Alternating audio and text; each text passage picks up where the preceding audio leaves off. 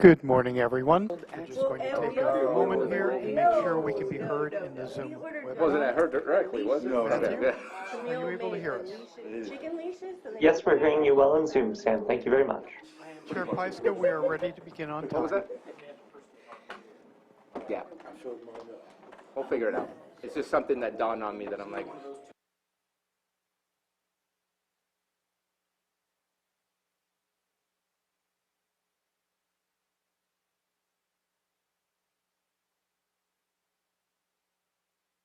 yes. Okay. Oh, I don't have the agenda open. Oops. You need one of us to get on Zoom. Let's see.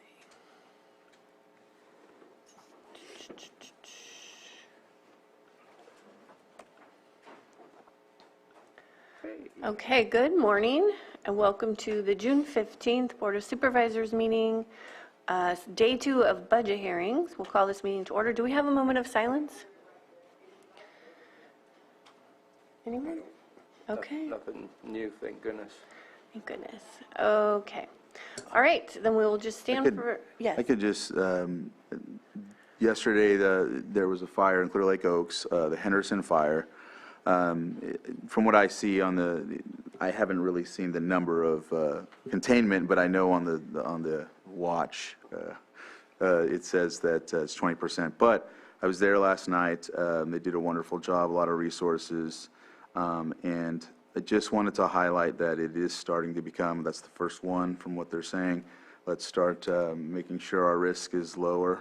We know there's a hazard out there, so let's concentrate on preparing ourselves, go bags, vegetation, all of that stuff. So yeah, just wanted to give that, but. Thank you.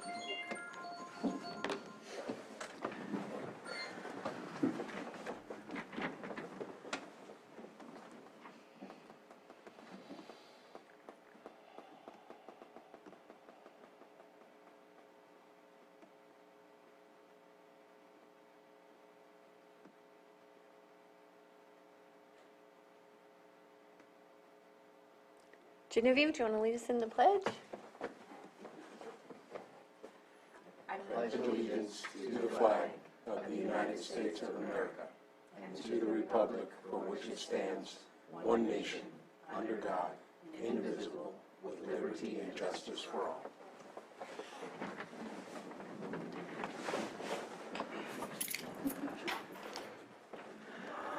Okay, our 4.19 a.m. item, public hearing, consideration of recommended budget for fiscal year 2022-23 for the County of Lake and Special Districts, governed by the Board of Supervisors, and I'm just going to pass this off to Stephen Carter.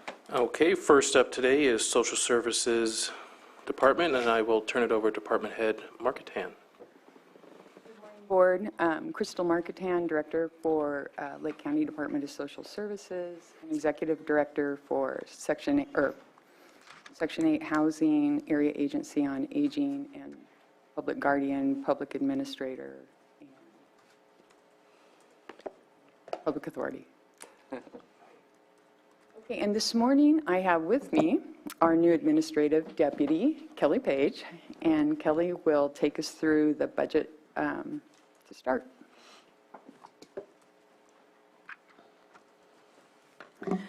Okay, good morning. Like Director Marketan said, my name is Kelly Page. I am the new Deputy Director of Administration for Social Services. This was my first year being involved with the DSS budgeting process, and it was big. And I couldn't have done it without our amazing DSS accounting staff. And those folks are Carrie Holt, Diana Dixon, Nicole Streef, Tracy Keener, and Zane Kazaka. And I'd also like to thank our budget analyst at the administrative office, Christine Hutt. They've all done an incredible amount of work putting all this information together. And just as an aside, I do have Nicole on standby in the Zoom room if I get any deep questions that I'm not prepared to answer. So I'd like to start with just a summary of our multiple budget units, and then I will continue on to our achievements and goals, and then just kind of items of note for our fiscal year budget upcoming. At DSS, our budget units are 5011, which is our Social Services Administration budget. This budget provides all staffing, services, and supplies necessary to carry out our DSS functions. In addition to the administrative expense, this budget includes expenses for programs such as CalFresh, Medi-Cal, CalWorks, Welfare to Work Supportive Services and Childcare, CalWorks Expanded Subsidized Employment Costs, Adult Protective Services, Public Guardian, Public Administrator, Public Conservator, and Direct Child Welfare Services. This budget also includes the IHSS In-Home Supportive Services Public Authority contract costs. The next budget unit is 5012. This is Social Services Special Programs, and this budget unit is comprised of our staff assigned to our public authority and to the Area Agency on Aging, otherwise known as the AAA, not the insurance provider. Our next budget unit is 5121, General Welfare. This budget unit provides assistance payments to families through the CalWorks program. It funds direct payments to resource families and residential facilities for children who are removed from home due to abuse and neglect. It also funds adoption assistance payments, and it funds the county share of payroll costs for IHSS providers who assist the elderly and disabled so they may remain safely in their homes. The next budget unit we have is 5125, Wraparound Services. This budget unit is used for our wraparound reinvestment funds, and these funds are used to cover services that are approved to be paid, typically for child welfare-related wraparound services. Our next budget unit is 5164, Housing Administration. This budget unit includes operation of the Housing Choice Voucher, commonly known as Section 8, rental subsidy program, and it also includes staffing and support for other housing budget units 5165 and 5169. Budget Unit 5165 is our Home PI, Program Income Housing Services budget unit. This budget unit consists of loan payment proceeds from previous first-time homebuyer and owner-occupied rehabilitation loans from previous years. And if we were to continue the program, those funds would continue in this budget unit. Our next budget unit, 5168, is our Senior Citizen Program. This budget unit assists in supporting local senior centers, and it provides Lake County's matching funds for the Area Agency on Aging of Lake and Mendocino counties. And our next budget unit, 5169, this one is only in use when we have a grant that we are working on for the year. This fiscal year, we do not have any funds for this. It's the Home New Grant budget unit. And this budget unit, when funded, provides loans for first-time homebuyer and owner-occupied rehabilitation loans to low-income households in the unincorporated areas of the county. The next budget unit, 5281, General Welfare, is comprised of our General Relief Program and the assistance payments made for that program. And then finally, we have 5282, the IHSS Public Authority Administration Budget Unit. The IHSS Public Authority maintains a registry of screened providers and offers training to providers and recipients. The Public Authority contracts with Social Services Budget Unit 5012 for staffing and Budget Unit 5011 for operations. And that's all of them. Moving into some of the highlights from the last fiscal year, some of the things that DSS achieved, we issued $47 million in CalFresh benefits to more than 15,000 residents, which is nearly a quarter of Lake County's population. We maintain Medi-Cal coverage for over 30,000 individuals, and that is nearly half of Lake County's population. We permanently housed 28 families under the CalWorks Housing Support Program, otherwise known as HSP.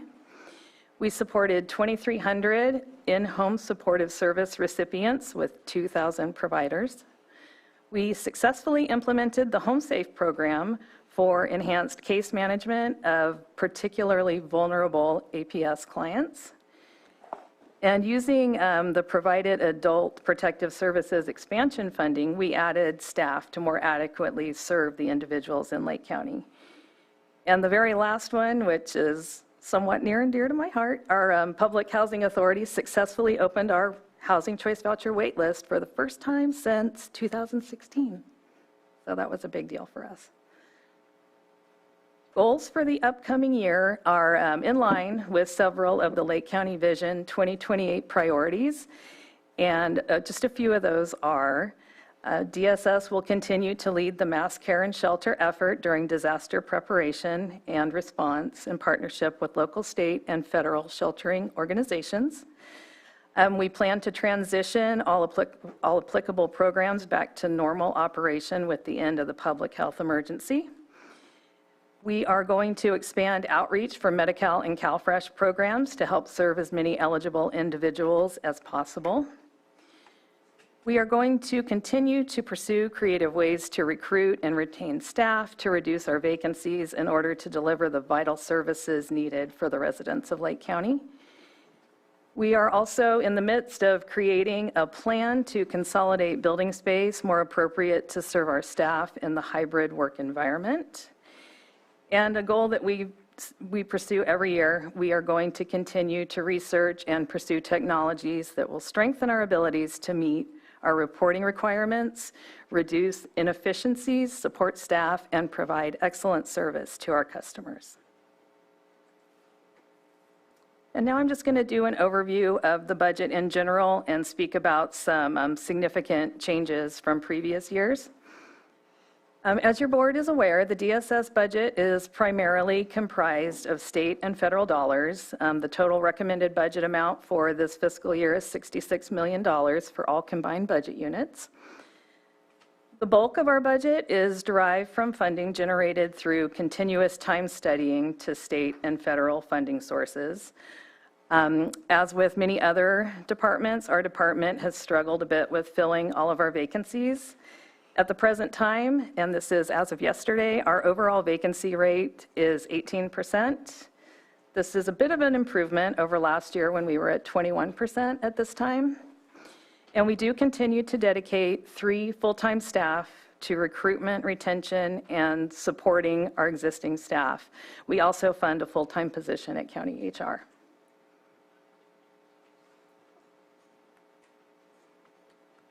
The reduction of unfilled positions in order to reduce the vacancy rate for DSS is not really a strategy that would work for our department because of the methodology of our funding.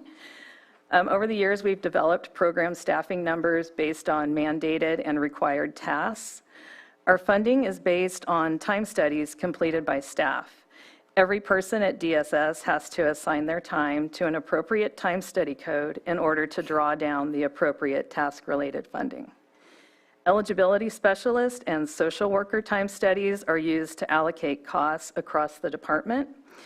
These 2 positions have the highest vacancy rates right now. So reducing these positions would affect the cost distribution and the fiscal health of our department. For the upcoming fiscal year, we do have a few position changes. One of the things that we have added to Budget Unit 5011 is 1 social worker and 1 social services aide for the public administrator, public guardian, public conservator program.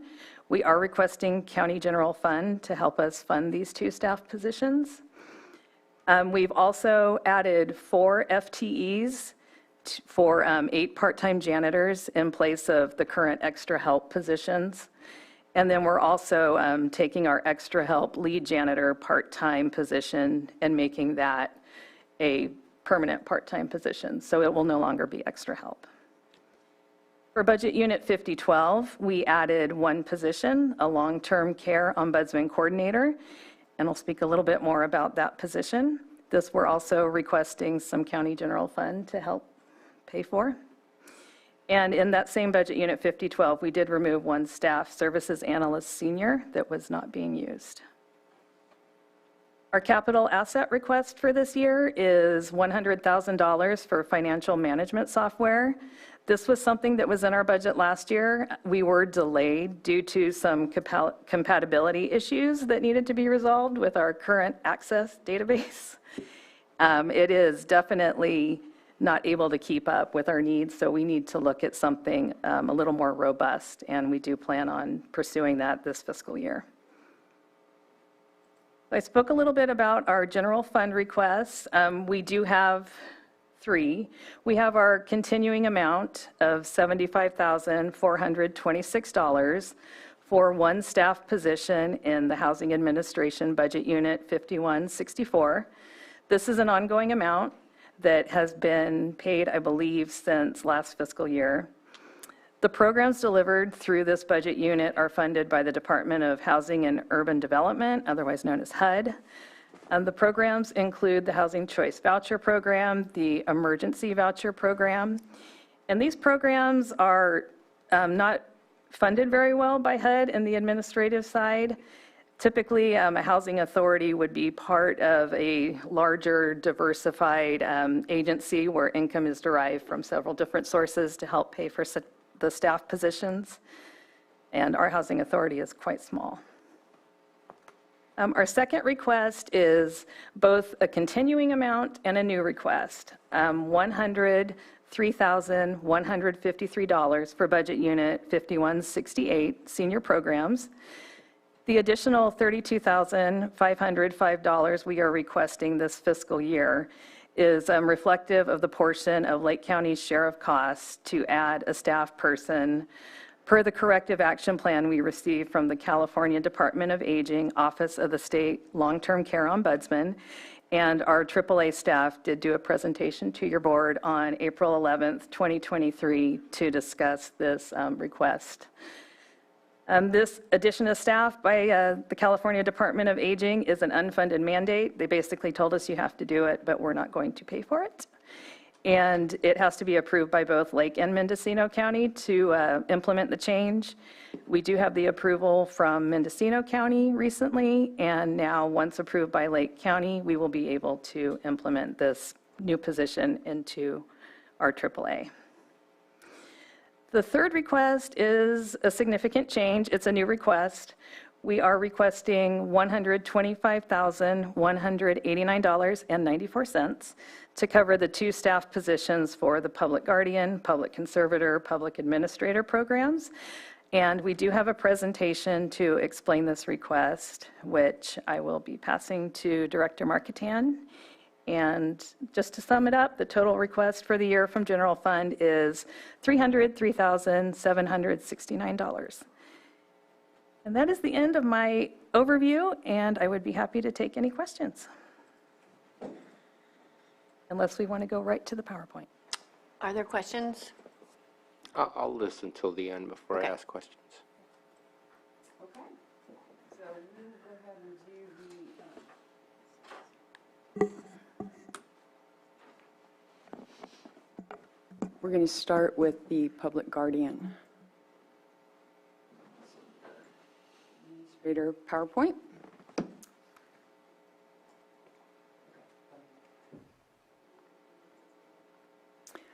Okay, so just as an overview, this program does not actually sit under DSS. It's different in most counties. And in this county, it is with DSS. It is not something that we receive funding for. The public administrator, public guardian, and public conservator, we do get, we have a contract with Lake County Behavioral Health for a portion of the salary and overhead for the public conservator, which are people, by definition, who have been conserved as a result of a mental illness.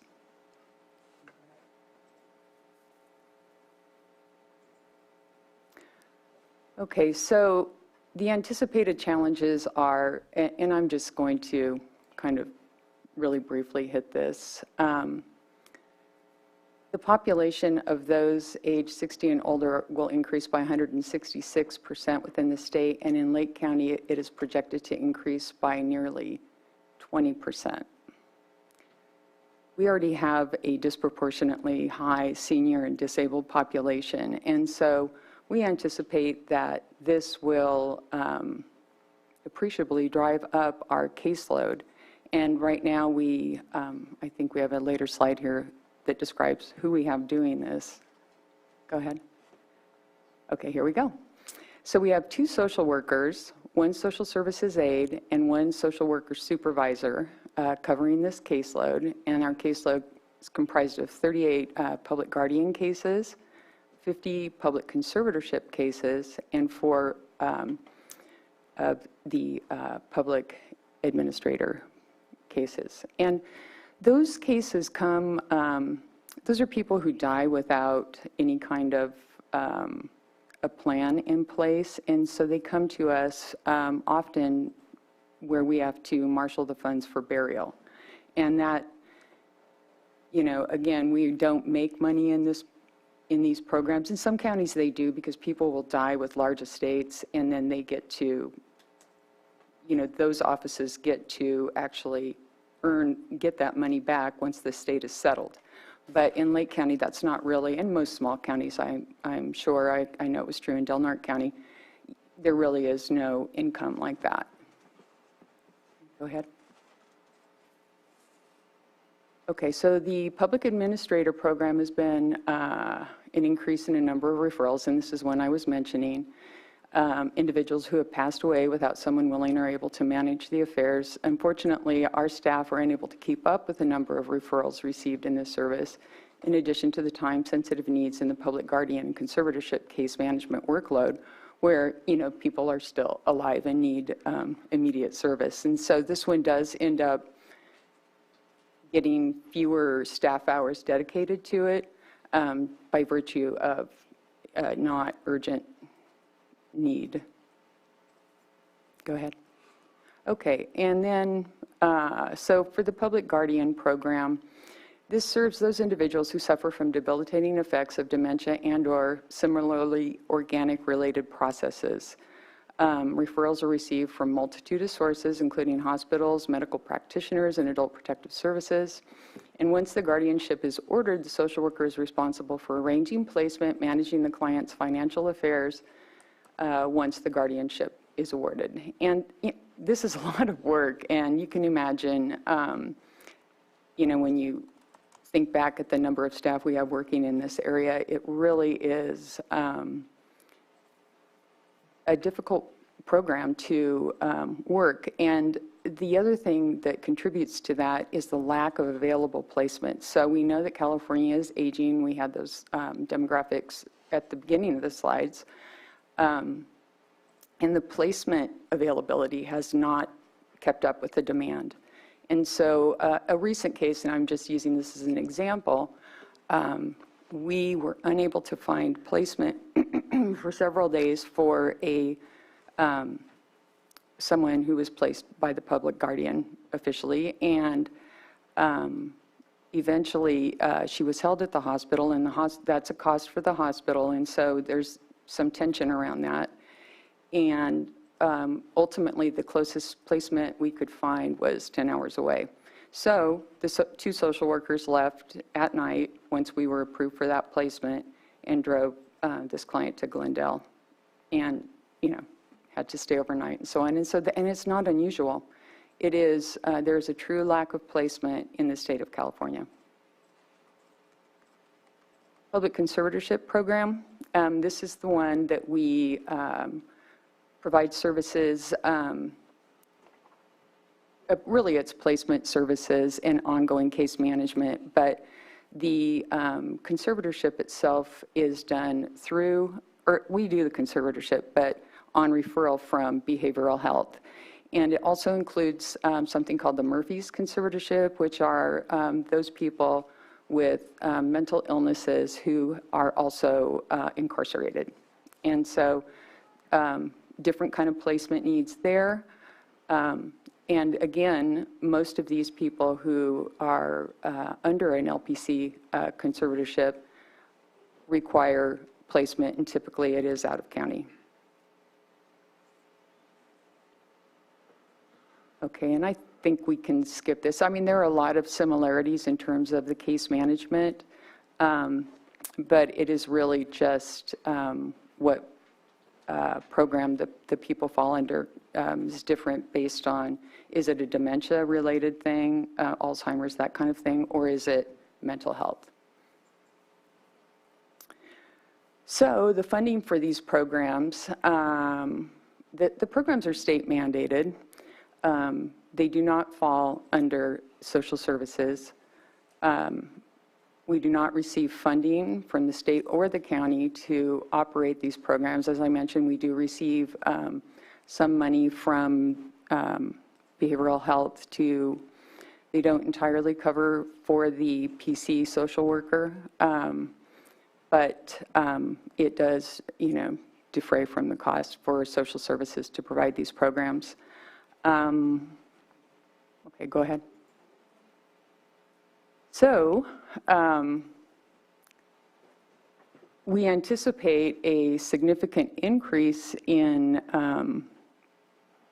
referrals in the coming years, and part of this is as a result of the CARE Act, which will be implemented and run by Behavioral Health Department. However, those who do not meet the criteria or who are unsuccessful will be referred to, in terms of their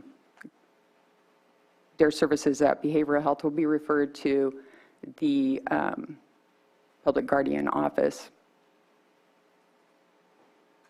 Go ahead. So with the anticipated growth of all three programs, it is imperative that we add additional staff now to allow for time to train, orient new staff into these positions before the demand for our time and services becomes unsustainable. LCD Social Services is requesting county funding to support the growth in order to allow us to serve the most vulnerable population adequately. Therefore, we ask that your board approve our budget request for 2 additional positions as part of this year's DSS budget submission. One would be social worker 3 and a social services aide, and we anticipate that cost to the county general fund to be just over $125,000.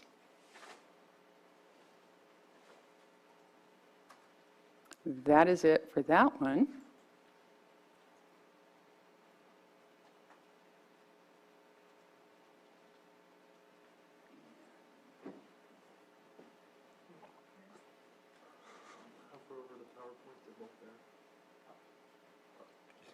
You gotta go to share.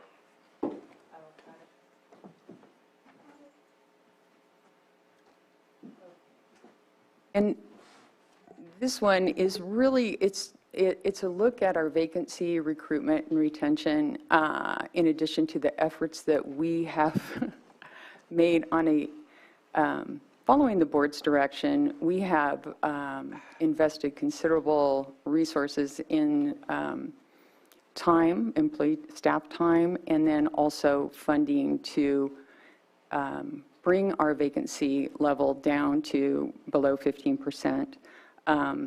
We've hit it once or twice briefly, and then it goes back up. And this is really analysis of what we've learned over the, a period of time, but especially over this last year. Go ahead. Okay, so I think, we all know that the pandemic promoted the remote working environment, and it was a great resolution during that time. But now, coming out of it, there are some jobs that clearly, do not lend themselves to remote work. But we, looking at the playing field out beyond social services, we notice that it is still a thing that people, they want. Not everybody, but some people really want either the option for hybrid or remote work. Also, younger workers show a higher increase in job hopping. We have certainly noticed that. 134% for Gen Z over 2019 compared to 24% in millennials and -4 in the boomers. So job seeking, there is an increased willingness to change jobs, and we see this in our lower paying jobs, that people will come in, they find it doesn't suit them. And in the past, we didn't really have the job hopping, but it is very evident now. And so our numbers show that it's up 37%. And then remote and hybrid work, 1 in 6 jobs are now remote. Top factors for job seekers are work-life balance, also compensation and benefits, which makes a lot of sense, and then also colleagues and culture to a lesser extent. So here is our current vacancy and retention information. So 17% with, as of April 27th, vacancy rate. 227 filled positions and 47 vacancies. This is a 6% decrease from January 1 of 2022, which showed a vacancy rate of 23%. The largest percentage of vacant positions remains in eligibility and employment services. And it's a little hard to read this at this distance, but you can kind of see where they fall.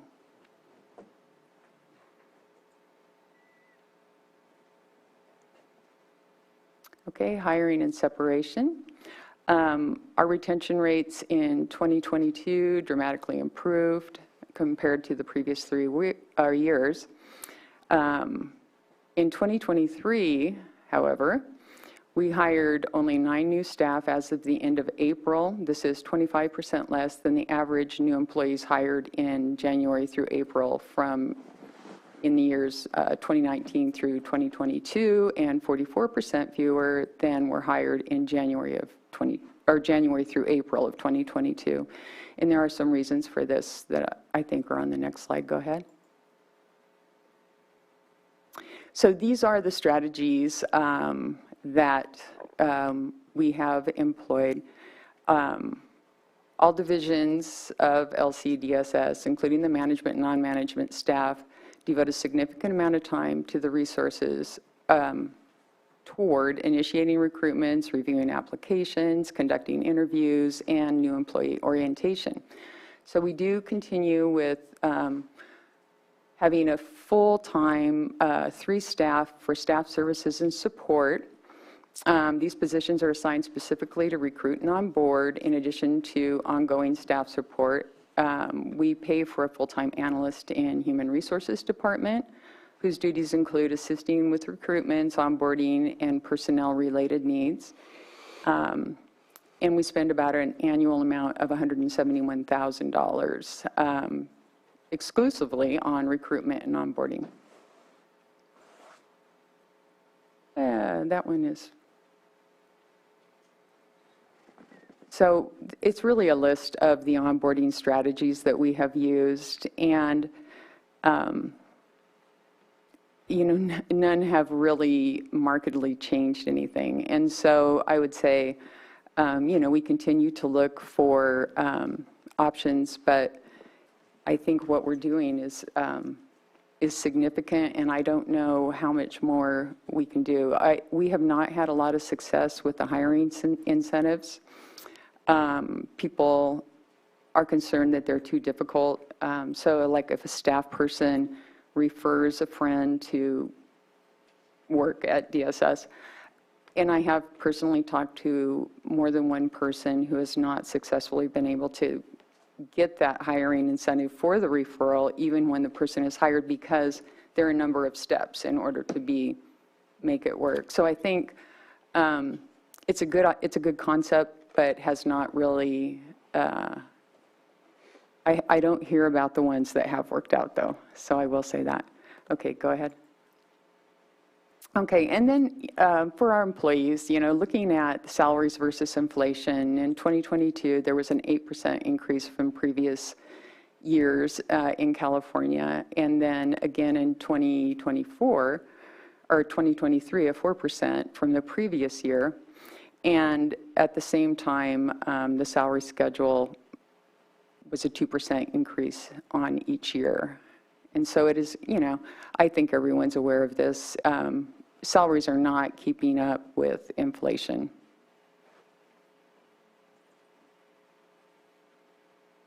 So as of July 1st, 2023, CalPERS membership contributions will increase for LCDSS employees that were hired after January 1st in 2013, which is 78% of our staff, by 1%, effectively decreasing the employees' pay by 1%. Just another factor. Can I interrupt real quick? Can you go back 2 slides?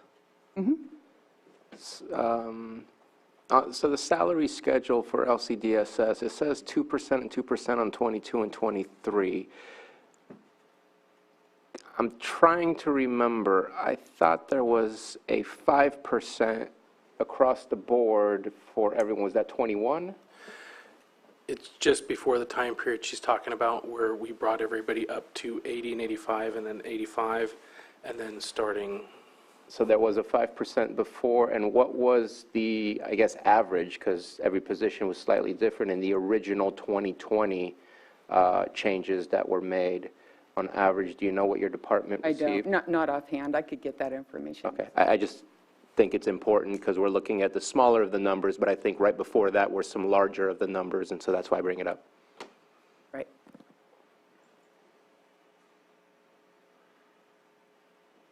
So, getting back here, 86 of the 274 full-time positions, or 31%, have an entry-level wage of less than $17.36 an hour.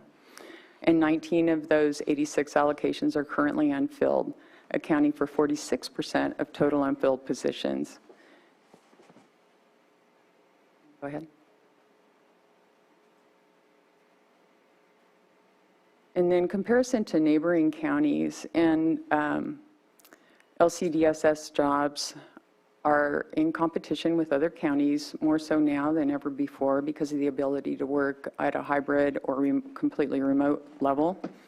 Another factor that is impacting that, and it is in the area that we are our highest percentage of vacancy, and that is for our eligibility and employment services. The state has now successfully converted to a common statewide system. That happened this year, and it really makes working in a different county so much easier because, and it is happening where, it's the same system, you're not relearning system, and so you can go in fully qualified.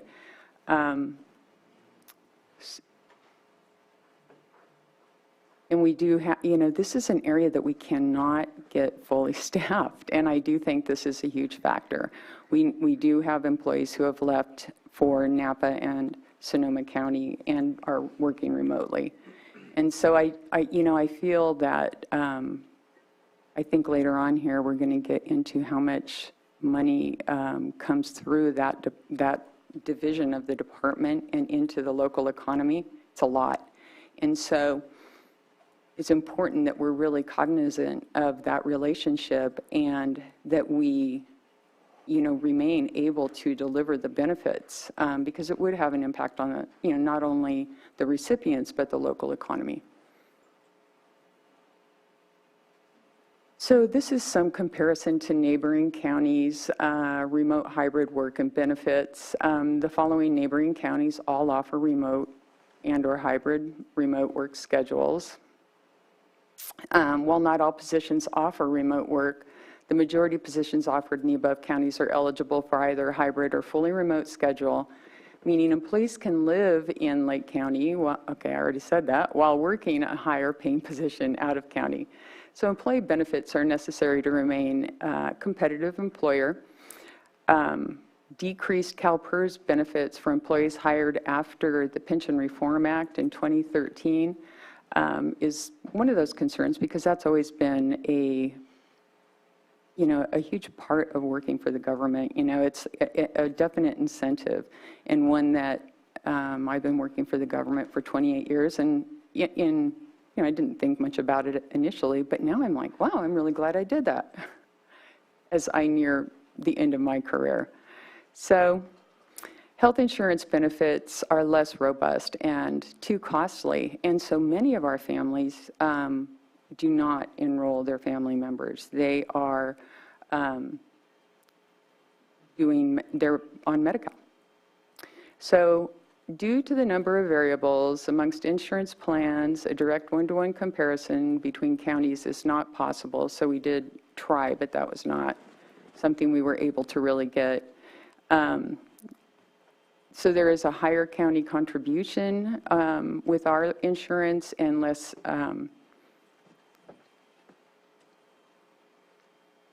okay, so in general, what we noticed was that we have a higher contribution and that there's less out-of-pocket costs for the employee in other counties. And some of that is just access to different providers in those communities, and it makes it far more expensive in Lake County. Yeah. So comparison to neighboring counties in compensation. And it's really hard to read this, but we did choose counties that are contiguous with us because we felt like those are who we are competing with, and we know we do lose staff to those counties. They're not all contiguous, but they're within driving distance. And if you were a hybrid or remote worker, it would be easy for you to be employed in those counties and still live in Lake County. And so we compared to Napa, Solano, Marin, Sonoma, Mendocino, and then us. And it's not surprising that we fall so far behind some of those counties, but we are in competition with them. And so it's just something that I keep in mind as we struggle to fill our positions, especially those ones where the entry-level wage is so low that they are actually eligible for, and many are on benefits themselves. Go ahead. So this is kind of what I talked about earlier. So at this time, the average amount of money that is through the issuances and then is spent in the local economy for CalWorks is $675 or $1,000 a month. For CalFresh, it's $4 million. And for IHSS provider payments, $4,385,000, yeah, each month. So we issue $9 million of benefits a month to Lake County residents, who then in turn hopefully spend the majority of that here in Lake County. So the way I look at it is has a very large impact on the local economy. And then in conclusion, we have made extensive progress with hiring, our hiring practice, but we have some real barriers that are preventing us from filling all of our positions, and some of that is related to pay, to insurance, and competing with markets to the south. But also, it's just the overall cost to people, and also that increased job hopping is what we're seeing, and then the other thing that came about this year that really created just another barrier for us was the change with CalHR, who is our HR department, and then we link up with county HR. but they are requiring testing for all recruitments, which had been waived in the past. And with the tests, we have to recreate tests. And so we're finding that the average recruitment is taking up to 60 days longer. Well, I think it's an average of 60 days longer than it had prior to that. And so it really, the 3 people we have working in that area, it is keeping them very, very busy, just trying to keep up with getting all the things in place that CalHR is now requiring. And so it's just one more, barrier to helping us move forward. And that is the overview.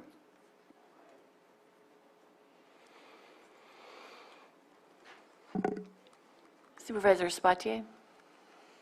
Thank you for the presentation. I guess I have a multitude of questions, so I'll just ask a couple and then let it go for the rest of my colleagues to comment as well and then come back to it.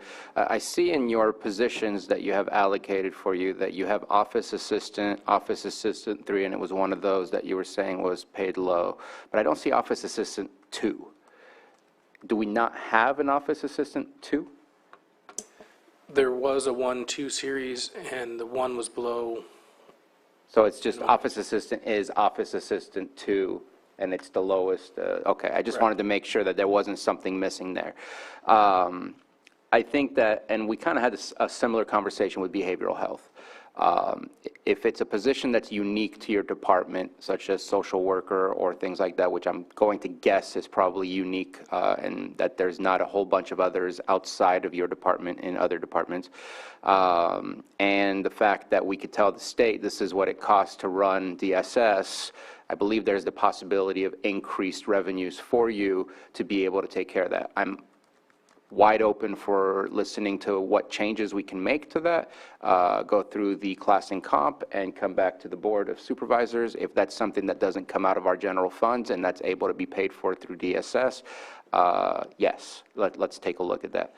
I know that it's embarrassing that people work, and it's not your department, it's just in general that people can work 40 hours a week and still have to rely on a social welfare safety net to be able to afford to live and have the hierarchy of needs met. I wish we could change that, but that's as a county, we can advocate for those changes, but we're not going to be able to make those changes necessarily. So anything we can do to make the increases that are within our abilities to afford that, I have no problem. I do want to, so you have a lot of positions open. You have, from what I see, and I could be wrong, I got this on the 9th, I think, or I don't know, so, recently within the week for positions filled. You have 211 out of 258 total in your social services admin. Really happy to see your increase in the housing area. I believe it used to be 3, now it's 5 out of the 6, so that complements that team. But is it possible to take away some of the 46 or 47 positions that are vacant and exchange those for the ones you're asking for general fund dollars for? Is that not possible? Because I see a lot of rollover as well in your fund balance summary. Social services admin had a rollover of $3.5 million that was unspent last year. General welfare, 7.8. Are there funds within that from those savings that can be transitioned into those positions you're requesting for general fund dollars? Because if we can, that makes me a whole lot more comfortable in moving in that direction. Then if we can't, then let's continue the conversation and figure out what's possible, what's not. But I just kind of wanted to highlight there's a lot of vacancies. We obviously highlighted the vacancies, but you're also asking for new positions, and that includes the 6.5 new positions that are being requested in this budget. So again, that's the conversation I'd like to hear and figure out what's the best way to move forward. If we can stay away from touching general funds, just because you're not the only department that has that same issue, but you also have access to funds in different ways that other people do, and I just want to make sure we can work those things out. So For us, cutting positions, there is no net gain there. We are funded through state and federal dollars, no county dollars. This is for DSS, but it's all based on time study. And so in order to have any reserves, we need to continue to have the highest number of staff that we can, to, not anything over. Like right now, we're really stretched to meet needs because of our vacancies. The positions that we're asking for, we don't presently have and are not part of the vacancy. Those are different positions, and we still need to fill those. And as I mentioned, $9 million going into the local community each month is huge, and those are the vacant positions. And so I don't know how we're continuing to do it right now, but I do know that in talking with the deputy director over eligibility programs, we need those positions filled. And having them on the books is not, they're just there, and we continue to want to fill those. So if we decrease time studies, which is happening now because we have fewer people time studying, our income is less. And when we keep money in reserve, it is for things that, things that come up. And so part of, it's about, we need to have that money there. And I wasn't speaking about reserves, I was speaking about rollover. Because of the vacancies and you're not paying 46 positions, you have a rollover of $3.5 million. Your reserves are, according to this, in the general welfare, you have $1.2 million in reserves. I'm not looking to touch that because I think that has to be a special reason to touch that. But the fact that there is rollover, and I'm not quite understanding, and again, I'll stop after this comment. If you have vacancies, those vacancies aren't doing time studies, and if you exchange those for positions you can fill, then those positions can now do time studies. And I'm not saying necessarily eliminate, maybe we can go with the unfunded way, but holding on to 46 when you were at 20%, or let's say 25% 5 years ago, and this year you're at 20%, and I bet if you go to the highest level of pay and go to that county and ask them what their percentage of vacancy is, they're not going to say 0. And so there's always going to remain a certain amount, and I'm not saying eliminate 46, but if you're adding 7 positions, can we transition 7 from those vacant positions into 7 positions that you feel is a much more attractive ability to fill those positions? Then you could do the time studies, and then you can add to the, maybe I don't understand, and I'll show. No, I think you do. We can, but the ideal solution would be able to fill those positions and add the ones that we want, because they're all paid for through time studying, right? And so whether they sit there on our books is not really, it doesn't hurt anything. And we would continue our effort to, want to fill those positions. And one of the things that is unique to this department, and it would also apply to behavioral health or health services, is that because we receive state and federal funds, we're not dependent on county funds, and we're reimbursed through time studies, we could theoretically raise across the board all of our salaries. And, I would propose 10%. So we would raise all of, and then for those that we share with the county, we would have to add some designation afterwards, like say for an OA or an analyst, it would have to have a DSS after it, but they time study as well.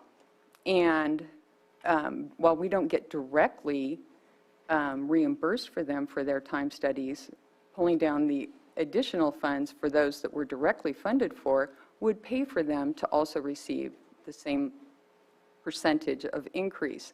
And so essentially, we, social services, would take money for the first year. We would be paying the additional, in my suggestion, 10% for all staff to receive that 10%, but then they would be time studying, and the next year we would be reimbursed at that rate from state and federal sources. And so it's really a situation where we could be paying our staff significantly more, but we are somewhat hobbled by being within the county structure. And the same, as I mentioned, the same would apply for behavioral health or health services. I would love to see that. I would love to be able to do it. It was suggested to me that I pursue that last year when I was at a CWDA conference, and I know some counties have done that. We could bring forward more analysis on what that would actually look like if your board is interested in looking at that. I do think it is something that could really change the landscape here in Lake County in terms of for those three program areas. It would put us in a position to be more competitive.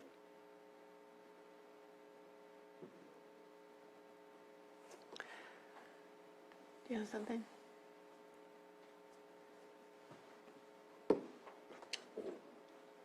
Well, the last comment, oh yeah, sorry, I haven't turned it on yet.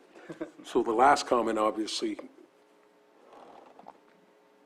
definitely interested in hearing more about that concept, you know, as we're moving through this. And if it could apply for behavioral health, I think it really, these are going to be two heavy lift departments coming with CalAIM, with the Care Corps, everything that's coming down is going to be a real challenge. So I would be interested in hearing more about looking at it. Two of the most, two departments that deal with the most vulnerable people that we have in our county. And if there are opportunities where the state can do that and we can help to make some changes there, I would definitely like to have a longer conversation about that. That's me.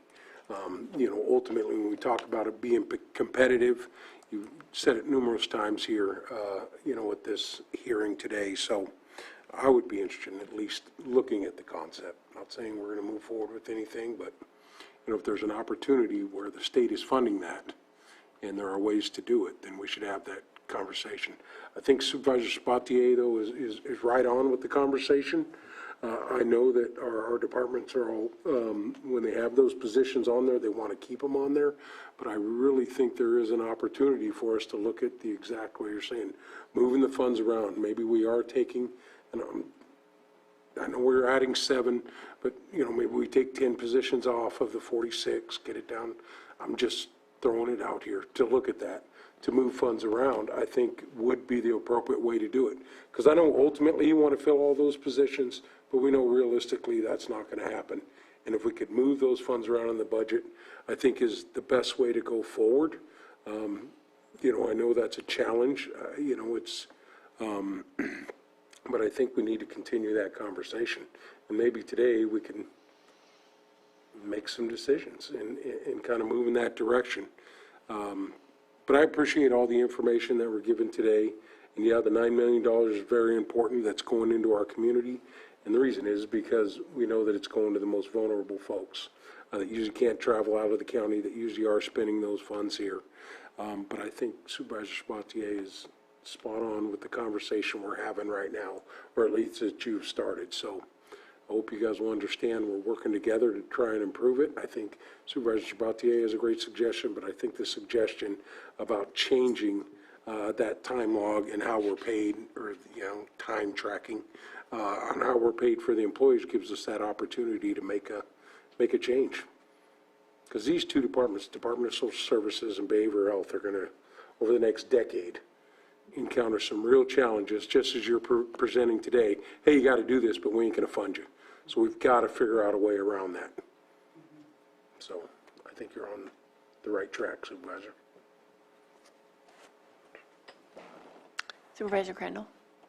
When you accept some of the funds from the state, or the funds from the state, in regards to some of these positions, are a lot of them like wrapped into accepting the funds, basically like mandated positions? Is that's why it's difficult to take them like we're talking about, and then try to put other positions in? Does that make sense? Yeah, go ahead. I'm not sure I clearly understand. I think the biggest issue with our ask, especially for PA, PG, PC, those positions for that program are not DSS funded.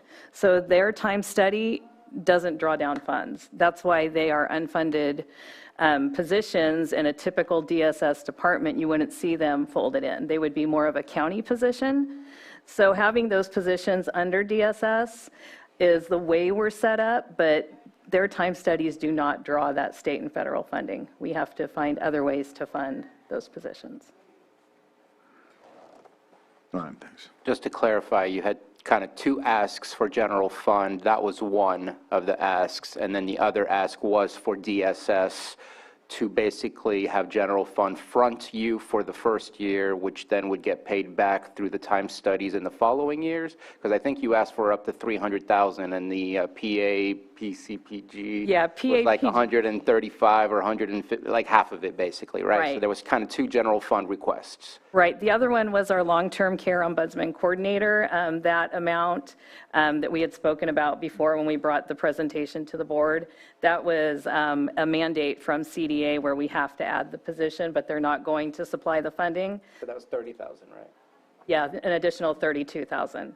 Yeah, that position is also not one that can time study to DSS funds because it's not a DSS program. So that one and the PA, PGPC, those are a bit of an outlier.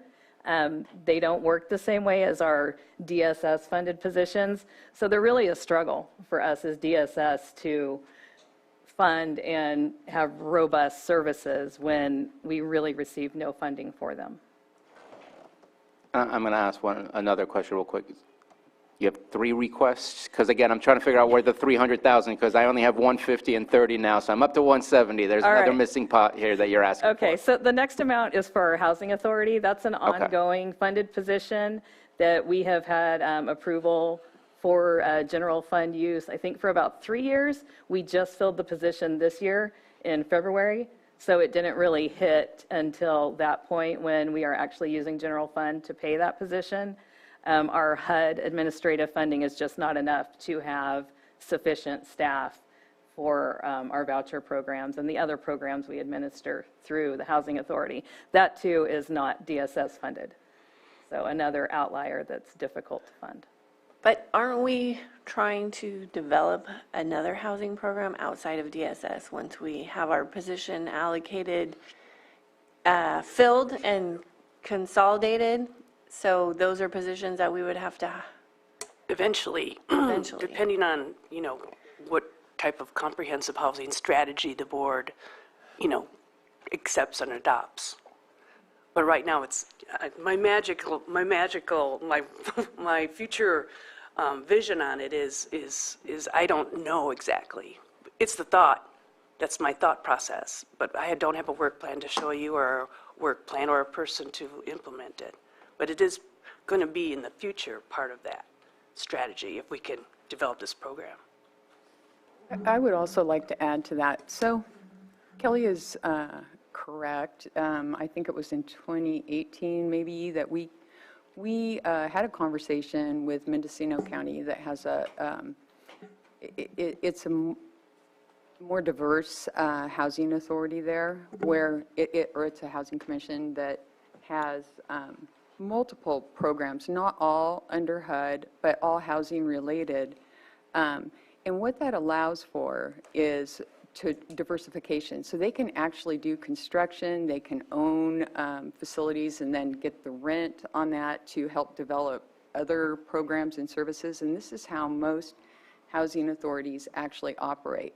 And in Lake County, because it's not actually what we are, our primary duty is, it just happens to sit there. We don't have the ability to invest DSS funds into growing that, but we've had multiple opportunities to apply for other things, but we just simply cannot afford the staff because those programs themselves are not well funded, not adequately funded to pay for the staff.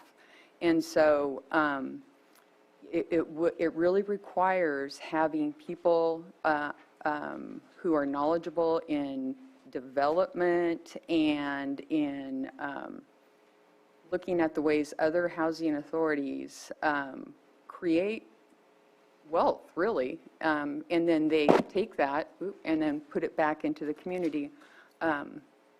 And I am familiar with, my sister actually works for a housing authority in Olympia, Washington, and they are very diverse. They do not have the financial problems that we do because they are not 100% reliant on the funding that we're getting through HUD.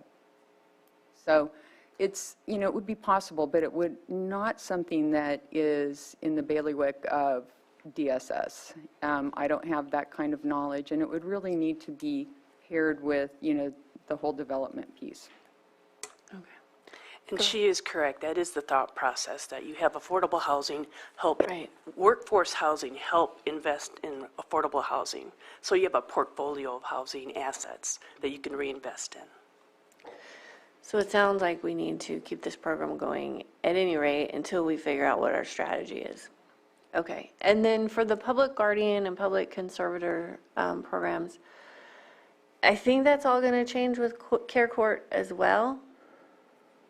The only one that would be involved in Care Court are the LPS cases. Okay. Those are the ones that have a mental health component. And so right now we do have an MOU with behavioral health. It's not fully paying for that position, and I absolutely believe that it will increase, the caseload will increase substantially. And so we'll have to revisit that. But it doesn't apply then to public guardian or to the administrator position. And those are, just, there is no funding for those, other than what we're using is essentially DSS realignment.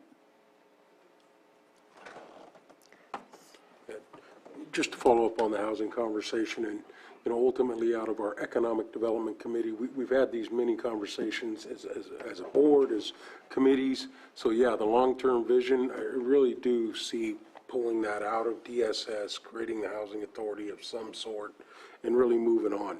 When we talk about retention of employees and other things, we've really got to do that for recruiting, employees, getting our young folks, as you were saying, the job hoppers, an opportunity to purchase housing here in Lake County to build their roots. We're looking, that's the long-term retention conversation with the housing opportunities I think we have. So I do agree we need to keep it going in DSS at this point. It's great to hear that the voucher program opened up too. I know it's very limited on the housing that we have and opportunities, because we probably all had calls as supervisors, about that program and trying to refer folks. So I'm glad that we have someone in there now, a person to speak with, because I know that was a challenge before. But I think that long-term conversation just needs to continue to grow each budget. By next year, we should be having a different conversation with this one. Clearly understand the unfunded positions, but hopefully, in hearing this conversation with the MOU with behavioral health, we can start to have those conversations. If they're cross MOUs, that we really look to fully fund something if the opportunity is there through one division or another. So, all right, those are my comments. But the housing, this really is the beginning of the long-term vision for that, once we get the individual hired in that position. Just to kind of respond to that, Supervisor Simon, when we opened our wait list for the Housing Choice Voucher Program, it had to close within 1 day. Wow. We got a full list within 24 hours. So it was intense, and it's so needed here. Well, and, the other thing too, there were people lined up down the block from 5 a.m. on the day that it opened. Oh my gosh. Yes. Okay. Okay. So I want to kind of circle back and ask, is the board okay with further exploration of raising our salaries by a percentage across the board in order to maintain integrity of the class and comp, so within our structure, so it would be across the board, and it would not cost the county anything, but it would appreciably affect our ability to hire and keep. Yeah. Yes, but, that does create inequities across the workforce, and so that is equally difficult. So I think it's something that we could we definitely want to explore and make sure that we're not leaving something on the table. I'm speaking for myself, but, you know, I do want to recognize that that is difficult for the rest of the workforce.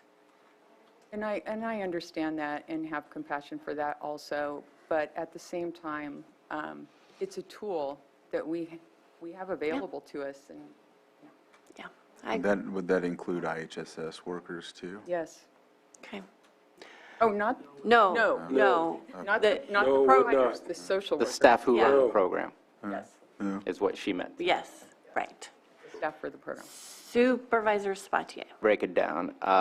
The one for the AAA, I feel like we already said move forward with that, so to me, Don't the have a answer, choice. the answer is yes. I support that, and I think we should support that, so to me, that one's off the table, we're done. And it sounds like there's consensus because of the prior conversations we've had about that. For the consensus to look at raises, I think we need to be open just as much as you need to be open, that maybe across the board may not be the best solution. And I think the Class and Comp group committee with your proposal and their review, with HR's work with you as well, I think is the approach that I would prefer to have to make sure we come back with the best thing, because maybe across the board is not the best way to approach it. I'm just saying, let's be open to whatever is best that comes out of that conversation. But yes to the conversation, and yes to bringing back something to the board for review. What's the first one again, you said? The AAA. AAA, yes. And then for the, I'm going to say PAPCPG. Okay. You got it, yeah. That one, and I think you're asking for about 135, or let's just say 150 per year to support that. And you've also made the statement that it's not always necessarily in DSS.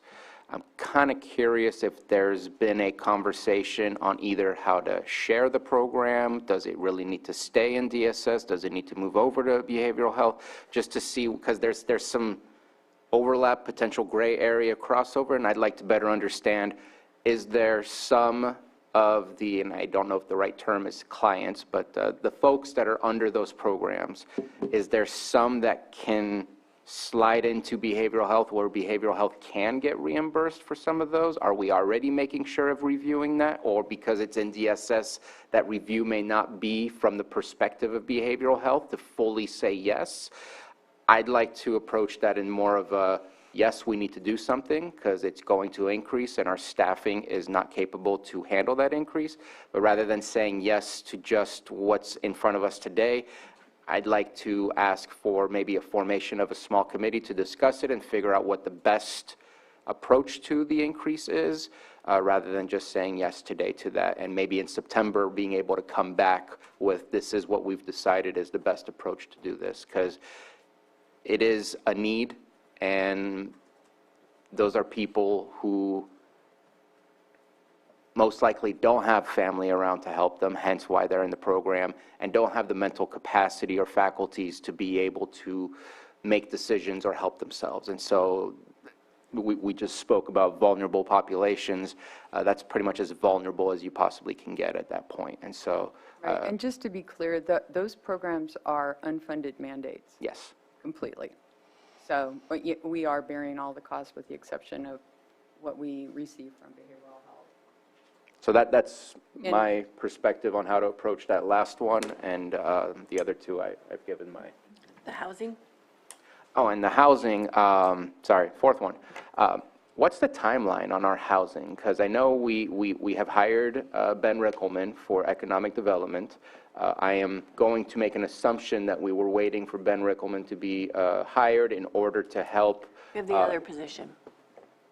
Say what? The other position. There's a housing position. The housing No, deputy. but in order to help build the rest of that division, or be a part of the building of that housing division, am I incorrect in assuming that Mr. Rickelman would be helpful in the hiring of those folks and the organizing of that division? I think it would be a combination of both the housing DCAO and the economic development. Okay, I guess my DCAO. question is, how come that hasn't been built parallel to economic development? Were we waiting for Ben Rickelman to be hired? You can't hire someone.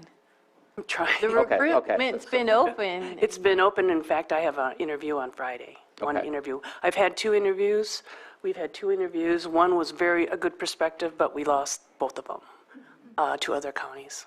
Okay, so, and I'm going to say something blunt. I don't know what is truly difficult about housing in general. I know that I've worked with Supervisor Crandall and brought multiple times the same project. There's just not somebody to hand it off to that can complete the project, but yet we are also we just finished some in Kelseyville. The city of Lakeport doesn't have a housing department, but they just finished some.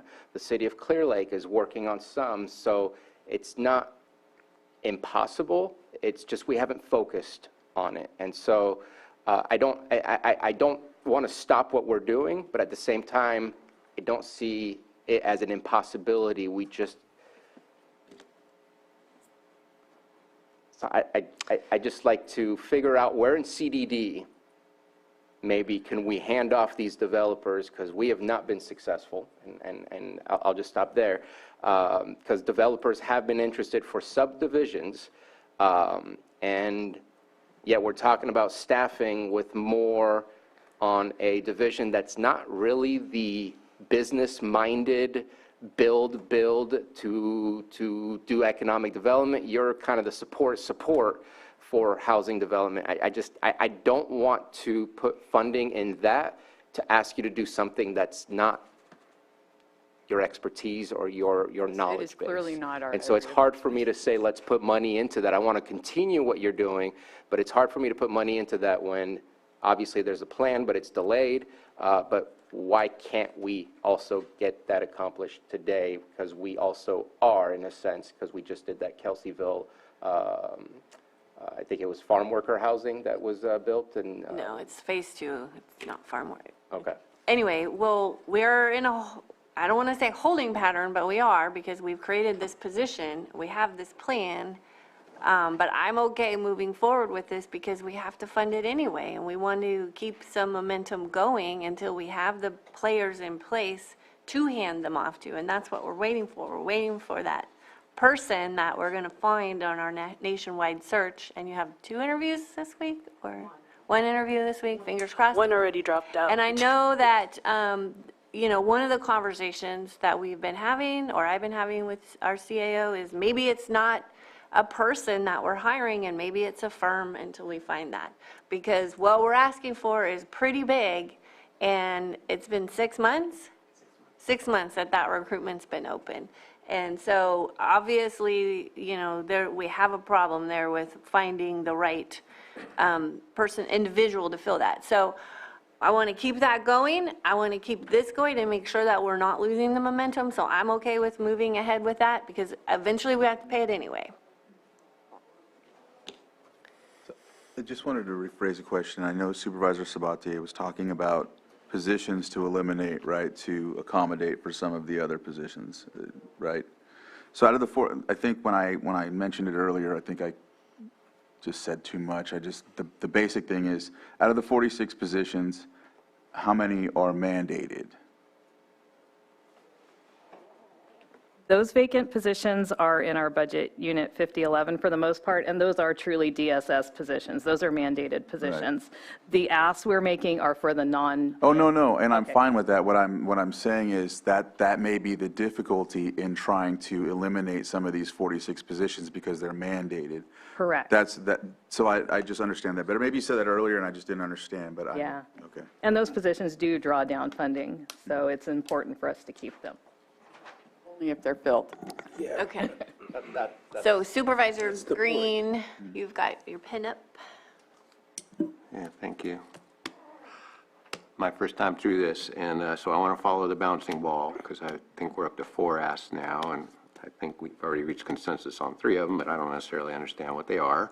So let me go down what I got. So Housing Authority, yes, absolutely. Complicated, appreciate your comments, but Housing Authority is going to be supportive of ongoing activities. Development is a whole different ball of wax, and we need to connect the dots. But for right now, Housing Authority makes perfect sense. AAA makes sense. PGPAPC, yes, yes, yes. That department is going to be impacted by care court quite a bit, at least the conservator will. And the other two functions, we just have growing needs. This is definitely a graying, getting grayer by the moment community. I'm doing it myself. I count myself fortunate to be deemed elderly and probably any number of high-risk categories under these programs. So we need to support them. They're a little nerdy and hard to follow, but super, super important. I do support the idea of exploring ways, either through an across-the-board or through some hybrid thing that comes through class and comp, to just raising the bar. The vacancy rate speaks to itself. I'm less concerned with DSS reducing its full number of FTEs and all that. Again, these are mandated positions, mixing and matching. I want to thank you for a very thoughtful and a very proactive presentation today. So I do, whatever we discussed in terms of consensus, that I would like to see something come back as well. So is that 4 of the asks? Have I addressed all of them? More or less? Yes. Okay. The last thing I'm going to add, and we talked briefly about this, Director Marketan, and I'm not going to belabor the point. As we explore technologies, as we explore, again, an ever-changing remote workforce, changing needs of our on-site workers, I do see opportunities, challenges in terms of security at some of our facilities, including the one I formerly worked at. I understand there may have been some mixed messaging, or at least some policies in place that may have precluded, prior to this, consideration of hardened security at some of our facilities. But I would encourage that. I would strongly encourage that. Not just in terms of some of the buildings where some of our workers are at, just the surrounding neighborhood can create definite risk factors, just the client populations that some of our workers are dealing with, ongoing gender disparity in some of our delivery of services means we have more vulnerable people in more vulnerable places from time to time. And again, I didn't take much out of my 1.5 years at CWS in terms of budgeting expertise or something like that, but I'm very protective. And my independent judgment is that we probably can and should do more on that. So just a suggestion, and I look forward to hearing more about that if possible in September. I just want to follow up on a conversation, obviously, as we're looking at the long-term changes that are coming with care court, some of the mandates that are coming down from the state. We have already engaged with conversations with Senator McGuire, some other things. I know this later on this summer in July, there's going to be some stuff going on. So I appreciate the information as we move through this process, because as always in Lake County, it's our job to advocate for being mandated for these positions, to having them unfunded, the effects that it has on a rural community like ours. And we've already, Chair Pyska and myself, have already engaged in some of these initial conversations. So we'll continue to do that with our state leadership, Senator McGuire, City Aguiar Curry, wherever we need to go, we'll carry those messages. So I appreciate the information given to us, because, especially with any of the new mandates, to understand, hey, you got to do it, but the funding doesn't come. We'll continue those conversations. We'll work with admin, we'll work with social services, behavioral health, all our divisions that are going to be affected, including the sheriff, everyone's going to be affected. But to have those conversations, to have our needs that are unmet here, being able to really lay that out for our state representatives is very important. So I know we'll continue to do that. We've already started those conversations with an initial high-level conversation of how it's going to impact Lake County, especially with our vulnerable population the way it is and the way it's growing, and we'll continue those conversations. So my thought on it, the ultimate thing is we've got to add the positions to be prepared to take on these new tasks, but also we're going to have to kind of fund it maybe for this year, and then as the state's still working these things out, I think those conversations are going to happen. So those are the thoughts behind it, and I just, I want to put it out there that supporting you to get them in place. I know it's a hard challenge, but I do appreciate Supervisor Sabatier's spot where he's already looking, all right, the request was 330, maybe we meet in the middle, we go to 170 or 150, somewhere in that area. I'm doing quick math. and I shouldn't be doing that at all. I'll look to Stephen to do that. I think those are conversations we have. Get them there, but maybe we move, kind of say, meeting in the middle of maybe eliminating some positions to take care of the other positions that are or could be time tracked to get back from DSS or the state funding. So those are some of the thoughts. Sorry to be a long talker today. But that's a long conversation we don't have answers to with the CARE Corps, all these things that are rolling out. Also, I think a conversation, with our opioid settlements also, I think we need to look at that because our most vulnerable, whether they're going through behavioral health or Department of Social Services, it does fall back on why are they in a position, especially the younger folks under the elderly and some of the elderly too, of, where they're at in their lives and what they're dealing with and how they got in that position. So I think we have some opportunities down the road. It's just not here yet. Yeah, and I think it's important that we're proactively tracking these unfunded mandates and changes that we are preparing for on the horizon so that when these conversations do come up with our representatives, even though we've been promised that we're not going to, that we will be made whole, we want to make sure that we're presenting things as we go and showing showing that we're making good faith efforts and that we need to be made whole. Supervisor Spatier. I guess the important question is for Mr. Carter, general fund dollars. I'm going to make an assumption after having reviewed these budgets that the request is in extra of what is not in the budget at this moment in time. Is it already in the budget as we speak? It is currently in the budget, yes. Okay, so there's general Does it fund raise dollars. all of the requests from the PAPG, PC positions to the analysts, et cetera, in housing and the AAA position? Those are all ongoing every single year positions, so it comes out of your ongoing general fund revenue of positions, general fund wide. And it is technically in there right now, and we are balanced. It just limits what we can do So elsewhere. I thought it was a request on top of. No. So I wanted to make sure of that. Okay, I'm incorrect on that. Thank you for correcting me. I guess I want to ask Supervisor Simon, you were talking about meeting halfway. Can you describe that again? Well, Are you saying only supporting half of them of what's being offered and continuing conversation for the other half?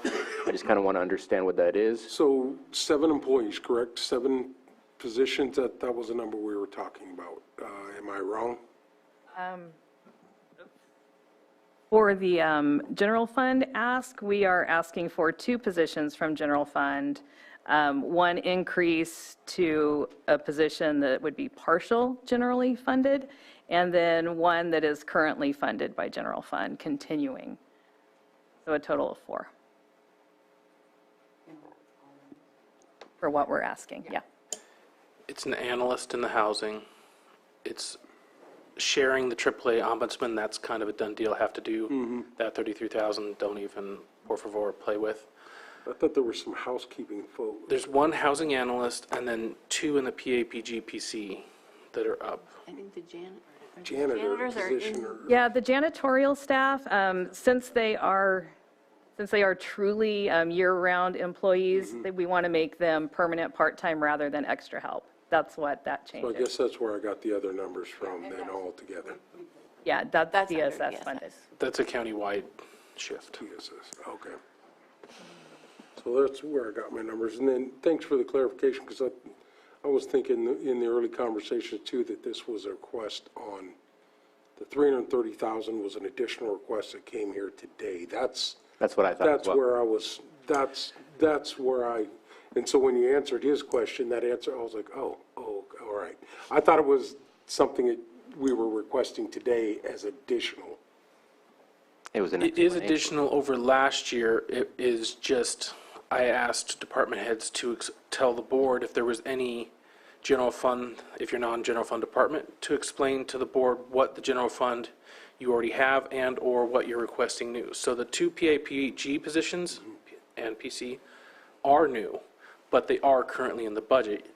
The board just needs to be aware that if you approve their budget, you're increasing the ongoing general revenue expense towards those two positions. So, just a final comment. I need to have more conversations with you about your department. I'm confused about mandated positions. I don't know that we're speaking the same language. I struggle to believe that the state of California mandates we have 14 office assistant positions. That seems weird, or 20 social worker positions. I think that's what we have on our books, and that's what we can get paid back if those positions are filled. So I feel like that word mandate it's confusing me because it's hard for me to see that true connection on what I believe mandate is, which is the state telling us exactly what we should be doing and we can't deviate. So that's one. And the second, if we only get funding for the time scheduled or the time sheets that we submit, or time studies, I need to better understand why there's $3.6 million in rollover, because obviously that's not because of vacant positions. It's from something else. And I'd like to better understand how that money can be utilized. And I'll just leave with the question, can it be utilized for the things we're discussing, since it has nothing to do with paying the current filled positions that exist? So I'll leave it at that. I think that the conversation's gone on long enough, and I have more questions than answers, and I think I'm going to come to you for those questions to better understand and better serve in my capacity by better understanding. Supervisor Crandall? Yes, each year you draw down from the Department of Social Services in the state. Is that how that works, or are you the drawdown? Who draws down the funds from the state? You do, right? It's a claim directly. There's multiple claims that DSS submits themselves. Okay, and then in that, are you providing like a report or something along those lines? And when you do, are you giving them what you're designating your expenditures on, or are they giving you something that you're supposed to abide by with, if that makes sense? So the way that it works is our funding is directly tied to the number of staff we have, because the staff time study, and, counties have rates all over the place, right? So, but the state is going to reimburse at the rate the county pays their staff, which is why we could raise ours we would just have to carry that cost for a year. And then the following year, the time studies would be brought up to the level of the new funding. Okay. And so, for us, those programs that are mandated through the Department of Social Services that we operate, all of those staff, we would be able to pay after 1 year for the raise. Okay. And we could, it's just these programs that are actually not through the Department of Social Services that we do not receive that kind of funding for. However, we could potentially apply realignment to make it available to those staff as well. Okay, that's kind of what I was wondering. Thank you. Yeah. Supervisor Green? Yeah, I just want to share. I worked a year and a half there. I should know some of this stuff, and I'm in recovery from time study, buddy. But it is complicated stuff, and you can take those conversations, but it'll literally take you a year and a half, and I don't know you'd be any better off. Maybe the suggestion would be, when we're all done with budget and stuff like that, DSS is just this mystery, this island unto itself, reimbursable mandates, different HR rules. I mean, it's fascinating in one sense. On the other hand, incessantly confusing, even of those inside the building, and then once you leave, you go, what's going on? So I encourage ongoing dialogue, maybe ongoing presentations after budget, just so we can all, including the new kid on this block and also a time study buddy survivor, what you guys do and how you do it. And I think that'd be a fascinating discussion. Okay. If there's consensus for that. Okay, so let's open it up to the public. Oh, I keep doing that. Do we have anybody in Zoom? Any hands up? Nope, okay. Then I'll close public comment and bring it back to the board for action.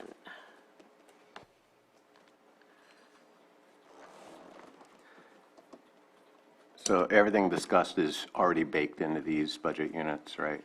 There weren't any add-ons? Into the numbers you see presented, yes. So there's one thing that I'm going to ask if there's consensus, just because there is some gray area between the PA, PC, and PG, if there can be further conversations to see where and how it can be supported with a reimbursement that's not available right now to social services. That would be the only thing that Is that to continue, because behavioral health was mentioned, that Yeah. it covers a little bit of it, and I don't know the specifics, maybe Stephen. I would agree with that conversation happening between now and September. It's And the maybe LPS grants, which is not a huge amount of the funding for the positions. These two positions, no matter how you slice it, is either going to be realignment from social services or general fund dollars. They're not going to be able to pull down any of their other grants like How It Works and things. I'm speaking about if there's any kind of work that can be done from the behavioral health perspective that can That's get where any kind of LPS comes in. reimbursement. Okay. And then we would actually move the clients probably to behavioral health, not, because we would be the ones having to claim those services and provide it with our staff. So it would be different staff in the first place. Conversations need to happen, but I don't. Okay. Again, I'll have my own conversations to better understand by the time this comes back in September. So approve, but continue the conversation to see if there are any other options coming back in September. That's what I would like to do, and I'll just do that on my own right now, rather than asking for something that may already happen. I need to better understand, and I'll just say this, I'm going to approve this, but I have hesitations. Well, and there could be partial reimbursement from CareCorps when that comes down too. Which won't We be don't until- know yet, until so. a certain amount of time, though. Yeah, so, that may happen. We don't know. And I'm ready to move forward too, but I still have the questions on, just as you said, the mandated and, well, it's not mandated. So I know we have those 46 positions that are unfilled. And while they're unfilled, we're not getting any time study work out of them. So, if we could, that's where the numbers, I think if we could decrease it and move some stuff around in the budget and have 30 positions, or I'm just saying that. And man, if you could fill those 30 instead of the 47, that's even a easier lift. Now you got that many more people doing the time studies or positions filled to do that. So it seems like. Does it really matter? No. It doesn't matter. It only really matters in general fund positions because these do not cost us anything to sit there. They're just unfilled positions that ideally would be filled.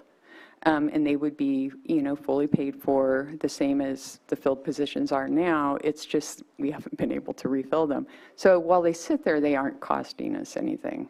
Well, Okay. in the budget, we talked about it yesterday, we don't not fund positions that are allocated. They're not unfunded positions. So in the budget that we're looking at currently, it would pay for 100% of the positions that are allocated that are funded.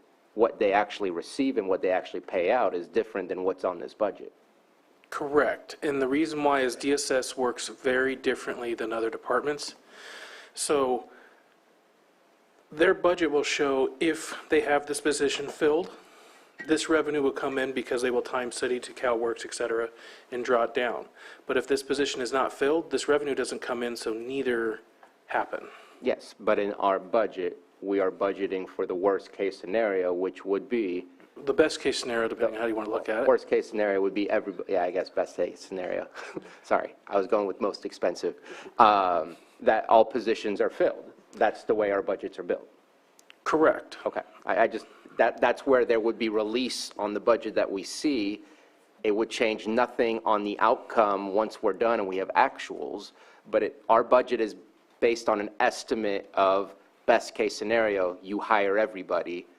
If we can reduce stuff from your budget and allocate it to a different portion of your budget, I think we're looking at it from two different perspectives. Right. We're looking at the projection versus the practical, right? Or what happens in practice. And so, again, there's so many details as to what can that money be used for that I think that's where we get our wires crossed in the conversation, hence why I need to spend more time to feel more comfortable with moving forward with this, because again, I'm hesitant in how it is that we're moving. I understand the need, and so ready to move forward. No, that was a click off? Okay, yep, let's move forward. Did we do public input yet? Yes, we did. All right. So there's no additional, we're going to take meetings and come back. I think you've gotten all the feedback. I don't think the motion is affected by any of what I heard.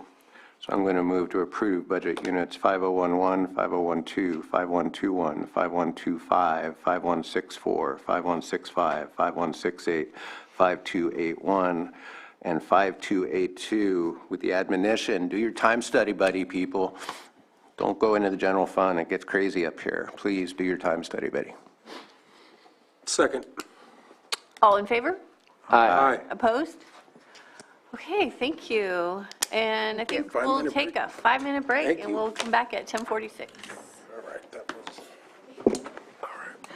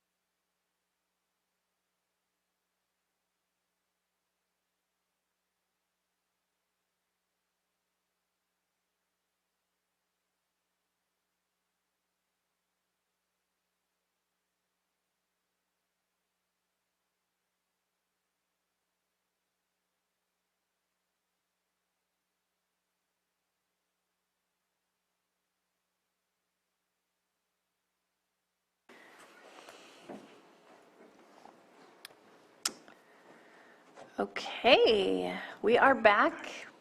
I gave you a couple minutes. It looks like District Attorney, is that Stephen? How about you, Steve? Next up is District Attorney, and I will turn it over to No, we're going out of Director order. Combs. What is going on? Hello, good morning. Good morning. Am I too loud? Okay. No. Can't control it. Perfect. Can't control it. I know. I've been told that. So anyway, well, I'm going to try to make this brief, and I'm going to have Doris start off with just a general overview of the units. So hand it over to her. Good morning, Supervisors. Doris Langford. I am the District Attorney Administrative Coordinator, and one of my many hats is to prepare the budget under District Attorney Croniz's guidance and instruction. We have 3 budget units. Budget Unit 2110 is our main District Attorney department, and that covers all of the prosecutors, our investigators, as well as support staff in order to process all criminal cases in accordance to what the courts dictate for us. We also have Budget Unit 2113, which is our Victim Witness Division. And they, as the name implies, they assist victims and witnesses from all our criminal cases. They help them through that strenuous process of testifying, of keeping in contact with what the case, how the case is progressing. Extremely hard work for all those advocates. And lastly, we have Budget Unit 2116. It's our asset forfeiture. It is not a general fund department, and it is funded by our portion as mandated by California Health and Safety Code 11489 and others. And they're just our portion to use for law enforcement purposes under that code. And currently, we have about $366,000 in that fund. And to go back now for the two general fund departments, our position allocations, as other departments in the county, we are struggling.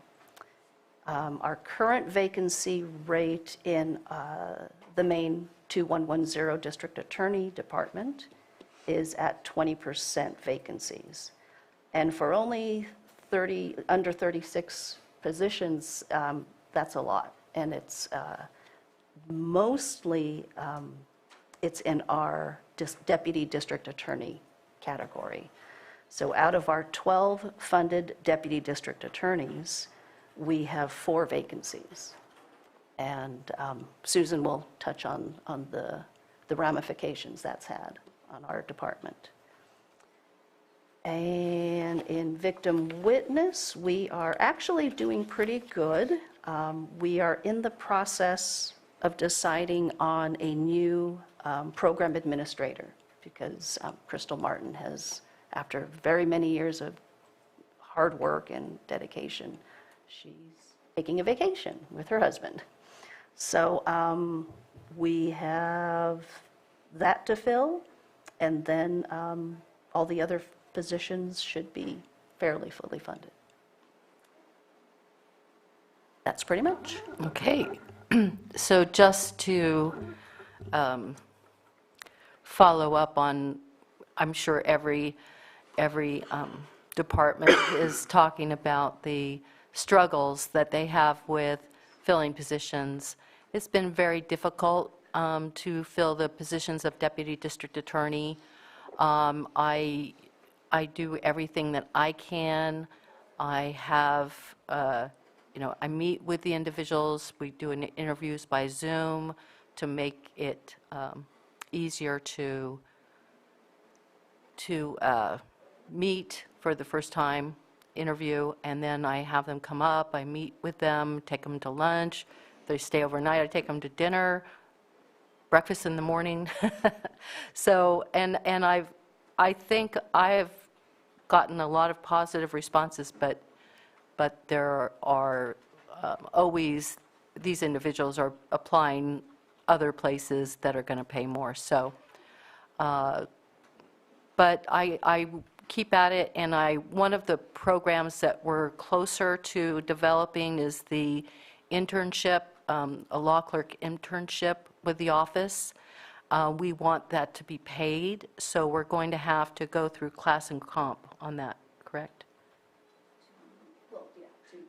To determine the position. So the idea would be to have individuals come for a short time period, sometimes 3 to 6 months, work in the office as a certified law clerk, that they can go to court and under my supervision and get a feel for the office and the people in the office. That's a good way for them to know, like when they pass the bar or when they are looking for a permanent job, that, oh yeah, I really like that office, I like the people in the office, I like the way that it worked. Or maybe they say, oh, no, don't like that office. But I think that once we start that program, it will be very, very helpful to try to get people to come back after that experience. So our deputy district attorneys are very, very busy, and there's not enough time to do everything that they have to do, because we can't work remotely, and we have to be in court. So our deputy district attorneys right now, the courts are requiring more appearances to be in person. So there's very few remote appearances anymore. So we're really having to sit there pretty much all day, and then try to work on trials for the week. Right now, every week when we have trials, they're stacked up to 10, 11, or 12 trials that are going to potentially go out. We only have 1 or 2 courtrooms available, but the deputy DAs have to prepare and be prepared to go to court and trial on those cases. So preparing those cases is extremely difficult. And then, of course, on the other hand, we try to settle them beforehand as best as we can, but without giving up what we think the case is worth. And that's very difficult because the mornings of court, the judges are trying to resolve a lot of cases, especially if there are no time waiver cases.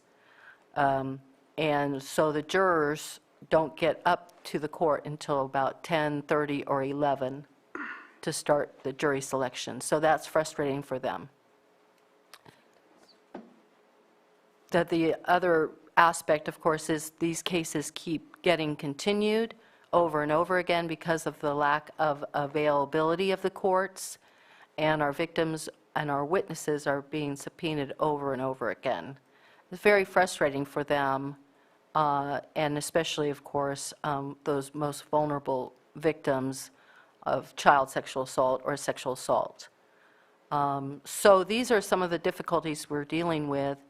And obviously, if we had more deputy district attorneys, even if they're just starting out as misdemeanors, then I could move up my current misdemeanor attorneys to felonies. But that would help take the load off. So and that's why there's a lot of things I have to do as DA, but I'm also a working DA. I'm in court pretty much a lot, a lot more than a lot of DAs. Some DAs are never in court. In terms of a victim witness, I also want to point out that we also have the Hope House, and that's where we do our multidisciplinary interviews of children who have been sexually assaulted or abused. And that's such an important program. We're still waiting to be certified, correct? Yes, so we're working on being certified. And I go in and watch those interviews. That's one of the requirements. The deputy has to watch the interviews to be prepared to form questions for the interviewer that we need to prosecute the case.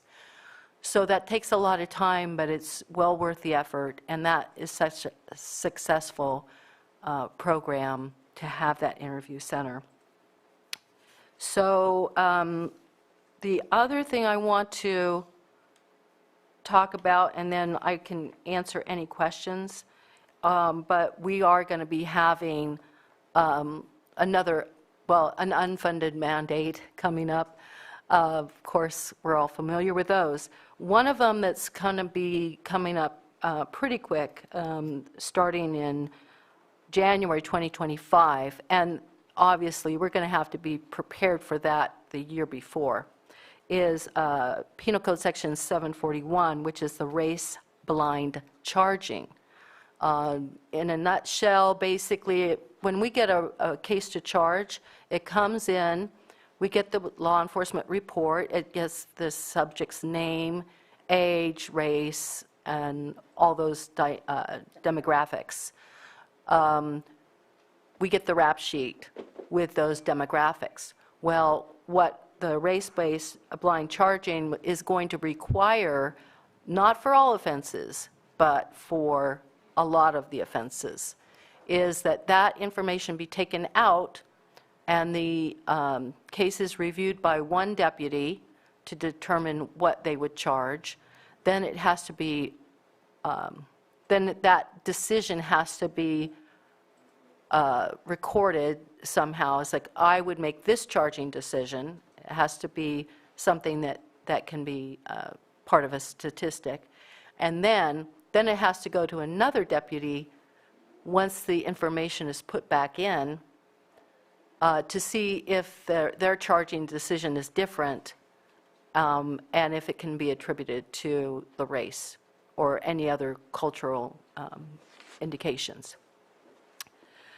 We're going to have to do it, no matter what you think about that process. For small offices, it's kind of ridiculous in the sense that I probably could look at a case that comes in without the name, the race, and everything, and I probably will know who it is.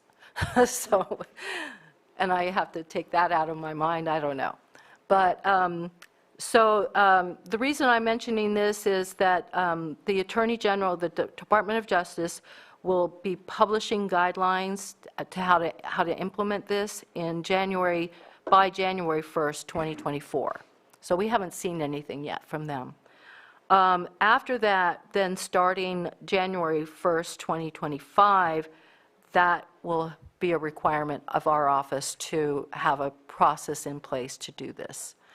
That brings me to, even before, probably next year's budget, well, we are in next year's budget, but 2024, 2025, we're going to need to update dramatically our data processing or case management system to be able to, so there are some programs out there that do this automatically when the cases come in, and so it's all on the computer, so it would be, they've already prepared a program for it to work. But we also need to update our case management system anyway, but that's going to be a lot more expensive to not only get that system, to train individuals in the office to use it, and to pay the maintenance fees every month or whatever. So that's going to be a substantial cost in the near future, probably by sometime in 2024. Anyway, so are there any questions? Supervisor Sabatier? Yeah, quick question. You mentioned you have 4 openings for deputy district attorney, and I'm only seeing 2. Do you have 2 recently that have left within the last? Because this is from 6/9 from HR that I received. So I was just curious why there's a discrepancy on that. We had one recently leaving. Well, that was effective 6/9, so. Okay. I just wanted to. Out of the 12 position allocations? 1, 2, 3, 4, 5, 6, 7, 8, 9, 10. Yeah, out of 12, I only see 2 that are blank. I see you having 30 out of your 36 total. We have current vacancies, well, starting with the deputy district attorneys. Starting with the deputy district attorneys, out of the 12, only 8 are currently on payroll. Okay. So I'm not sure. It partially has to do with the time frame of when ROAs go through the payroll system and HR system. I believe our most recent, he only was with us for 4 months, the most recent deputy DA. I don't know who else. And I'll just make a brief comment, and it's not necessarily related to your department, just the overall comments of the difficulties and whatnot. We are absolutely, in my opinion, just trying to continue the status quo of old ways. The world has changed dramatically, and it's not just remote work. If you look at the amount of new businesses that are happening because people don't want to be a part of another place where that place says go home or come in part-time, or you're forced to do remote, or you're forced to be in. People want to be in charge of their own destiny, and I think we have to figure out how to be involved in that new world rather than we're still trying to come on in 9 to 5, and that's where I think we're not, and it's not us, it's every government agency, because government agencies have a strict structure and regiment, and we need to figure out how to make it work within this world, because it's vastly different than it was 5 years ago. I just want to say, I believe one of those was Abe, that we had Abe. But anyway, so I hear what you're saying exactly, and in a way, we are doing a little bit of that. We had one deputy DA that was working part-time doing charging, which is a really important job, obviously, and it takes a lot of time. So it gave our misdemeanor attorneys the more time to go to court and prepare their cases. So I will continue to look at in ways to do that, to have somebody maybe just doing the charging part-time, or other ways that individuals can work remotely. But overall, we're stuck with the court system, and until the court system changes in terms of being able to, more and more they are using technology, but the defendant has a right to have for a trial, to have the witnesses there in person, and everybody's there in person. Yeah, the difficulties of changing everything. Any other questions? Supervisor Green? Yeah,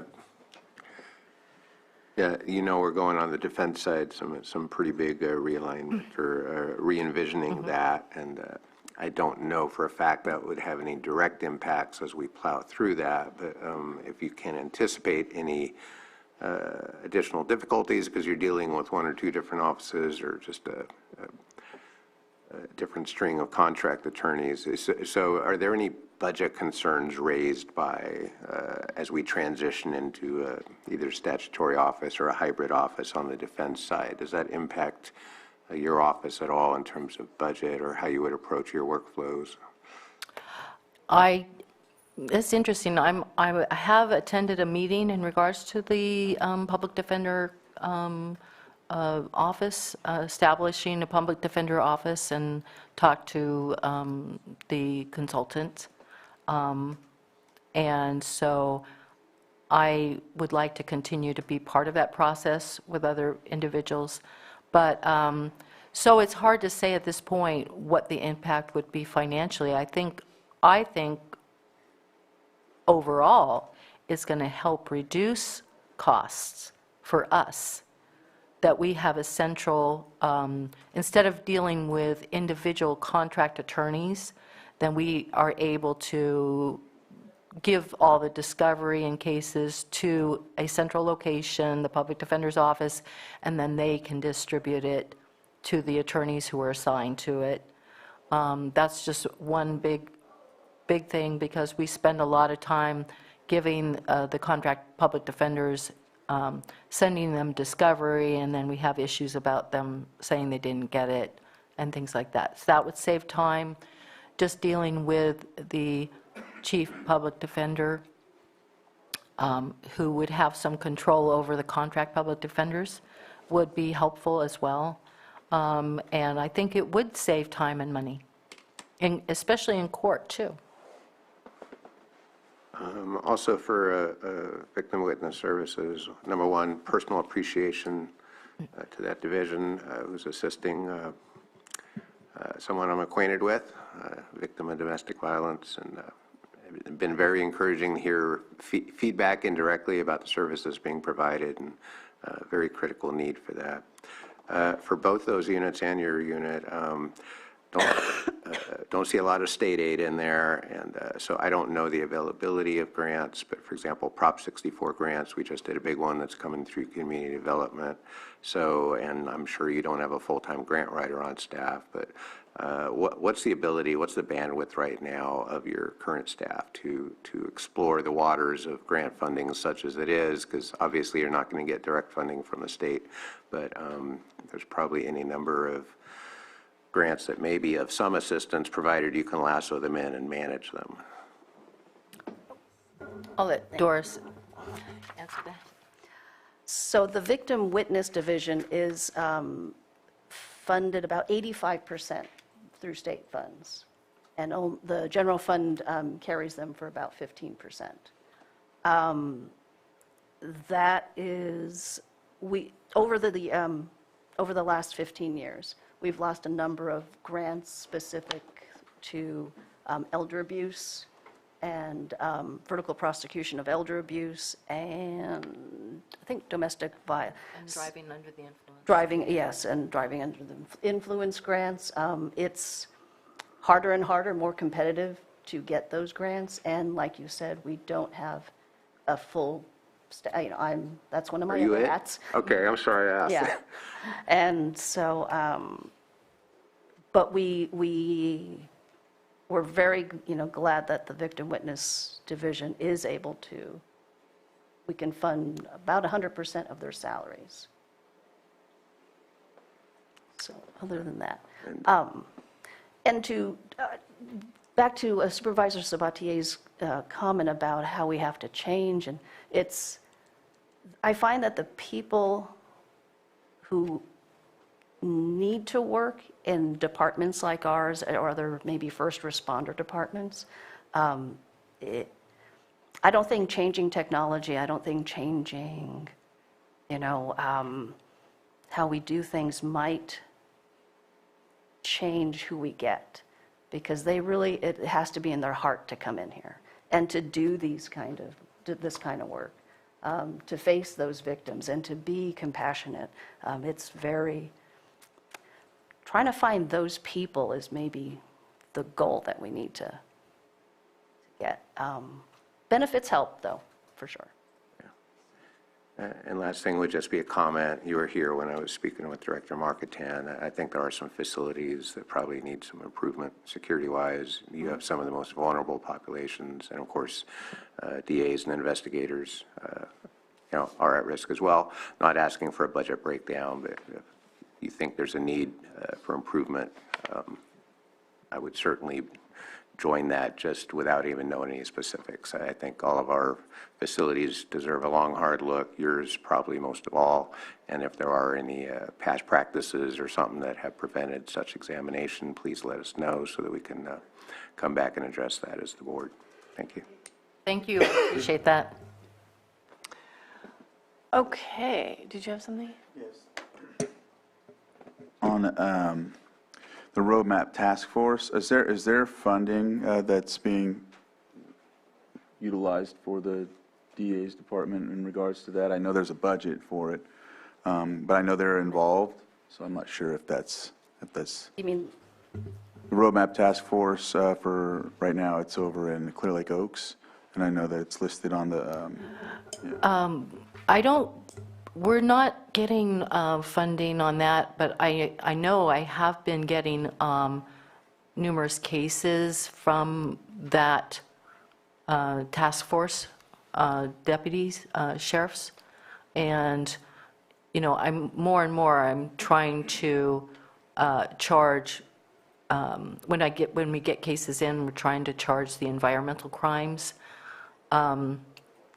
Along with those, a lot of these are in regards to illegal marijuana grows, and those are with environmental crimes. I'm looking into one of the biggest challenges, not just with the road map task force, but all of Lake County, is these huge cartels coming in, growing marijuana, huge marijuana grows. And a lot of the owners or the main players don't even live in the United States. And so we charge them, we go after them, but the law does not allow us, really, unless we are able to work up a huge environmental crime case, do not allow us to charge them with anything but other than misdemeanors, which is really a tragedy, because even putting on an environmental case to make it a felony, we would have to have, we do have some resources for that, but the trial could take, to work up a trial case on that, where you're charging a felony with environmental crimes, that could take, you know, a year or 2 years to even go to trial.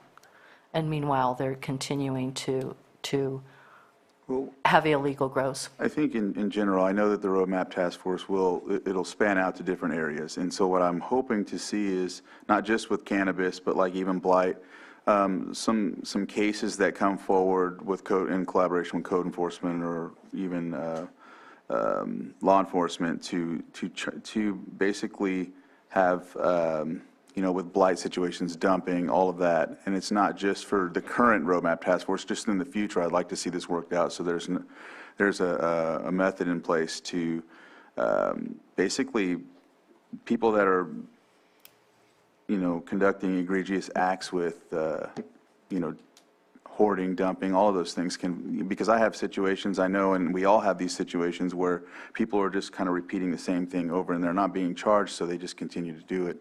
So I don't know what your office can do in regards to that, but I know that would help with, in a setting with the roadmap task force as a, you know, as a initiative, so, yeah. Well, I do support that task force. I'm a member of the task force, and I have been trying to, depending on the case, charge those crimes in addition to any other crimes that come in. So I will continue to do that and make sure that a lot of these come in as misdemeanors, so make sure the misdemeanor attorneys know that we need to charge these offenses. I do know that it's difficult because not just those type of offenses, but the quality of life offenses. We have individuals who are basically arrested for like drunk in public or intoxicated in public or minor vandalism or just loitering, refusing to leave a place, all sorts of things that affect the quality of life and especially the business community. And we have individuals who have 7, 8, 9, 10 cases pending that we charged, and then they don't show up to court, so there's a bench warrant, and then when they're picked up on the new offense, they may be in custody for a short time, but then they have to be released because of the change in the bail issue. Well, I don't want to go too far off. Yeah. I can talk to you more about it afterwards, but I was just asking about the roadmap task force and how it benefits in regards to the budget. So I'll come and talk to you later Okay. about that. Yeah. Okay. Supervisor Green? Yeah, and I won't spend a lot of time either, but I do think the roadmap task force, because I've been asking department heads about how do we connect the dots on cannabis enforcement, kind of a unified approach, illegal, legal, there's some overlap, and I appreciate the difficulty Prop 64 created for a charging. That said, there is a 3-strike provision in there, so if you're lucky enough to get 2 or 3 misdemeanor convictions, maybe you can Yeah. start charging those felonies. That's one of my plans. So I get it. On the one hand, efficiency of the office, you would maybe plead those out. On the other hand, if we have frequent fires locally, getting those first 2 misdemeanors under the belt may be helpful if that becomes a strategy. And again, Roadmap Task Force may help you craft that strategy. Maybe we can take that and leverage it into a broader cannabis enforcement strategy across departments. So I just keep urging that, and that's all I'll add on that. Okay, I'm going to open it up for public input. Do we have anybody in the chambers or in Zoom? No Zoom. Okay, then I'll bring it back to the board for action.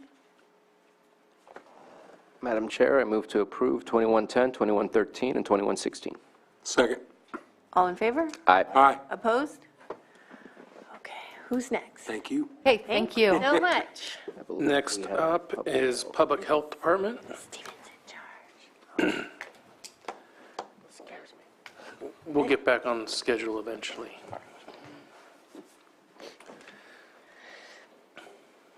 Come on up.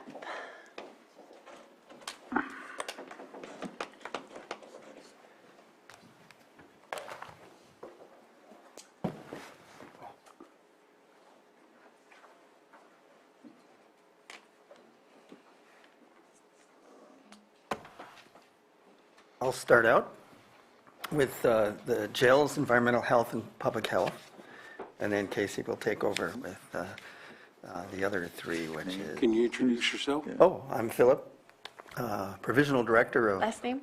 Wagner? For the records. Okay. Provisional Director of Nursing, Lake County Public Health. I'm Casey Moreno. I am the Health Services Administrative Manager. Great.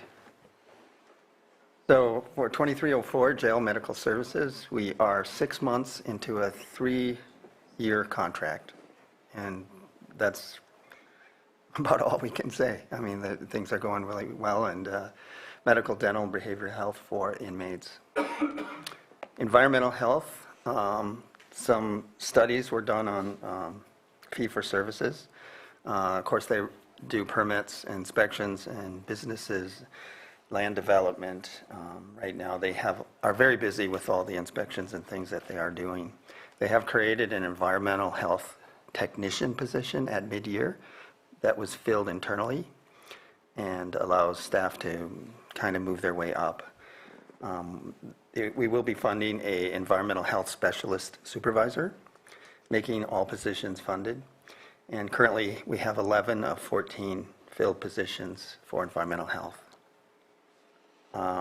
They did the fee study on land and food this year, and are planning on doing a Coupa fee study in the coming year, as well as a new RFP for new software to be implemented in spring 2024. For public health, we have basically 18 programs going on. Some of those are child CCS, California Children's Services, foster care, communicable disease, although we don't get much funding for that, emergency preparedness, HIV, surveillance, immunization. We were able to immunize about 2,000 people this last year. In terms of communicable diseases, we have over 200 a year sexually transmitted infections, which is pretty high for our county, and loads of enteric and other. And there are 84 reportable diseases for the state, and I think we're underreporting a lot of them and haven't even looked, in my opinion. Maternal child health program, Medi-Cal administration, oral health, public health accreditation, SNAP Ed, tobacco control, vital statistics. The Safe RX program was able to distribute 442 Narcan kits and 201 trainings in 2023. CCS has a medical therapy unit that has really grown. We are now fully staffed for that with an occupational therapist, a physical therapist, and have seen about 40 children that are disabled that get this PT and OT service. They went from 6 clinical sessions a year to 8. So there are now 8 clinical sessions every year for this. COVID outreach continues, and as you know, COVID has ended officially in the federal government and the state. Money will still go through 5/31/24 for some of the work, and our immunization program has expanded to include other children and school-age immunizations, which is really a needed thing here and neglected over the COVID period. Community disease reporting, communicable disease reporting has been strengthened, but I think we still need some more funds for that. The state really doesn't fund it very well, but requires us to report. It's like 500 people telling 5 people what to do. We have limited staff and time in order to do all this reporting, and we need to do some outreach. We have a capital asset request for a medical van that was, I believe, under COVID funding, and that could help us quite a bit with immunization and other things. Currently, we only have 21 of 40.5 positions filled, which is 52%. But we are reallocating and looking at these vacancies and trying to get a realistic picture of what we will need. Some of the COVID grants and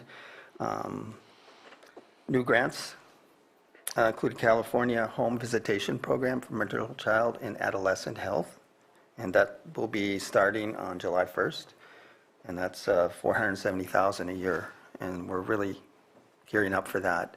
We expect about up to 50 children a year, and we'll slowly build that up as referrals come in and as our capacity and training is undergone.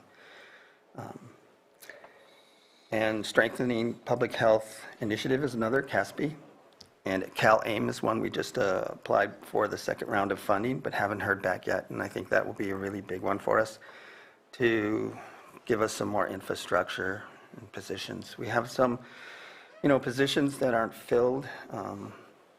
One is an epidemiologist, and there's a load of epidemiologists out there because COVID's over, and a lot of COVID surveillance was done with epidemiologists. So we have a large number of people that do apply, but our processes take a long time. And so we've had 2 applicants that dropped out because things were a bit slow.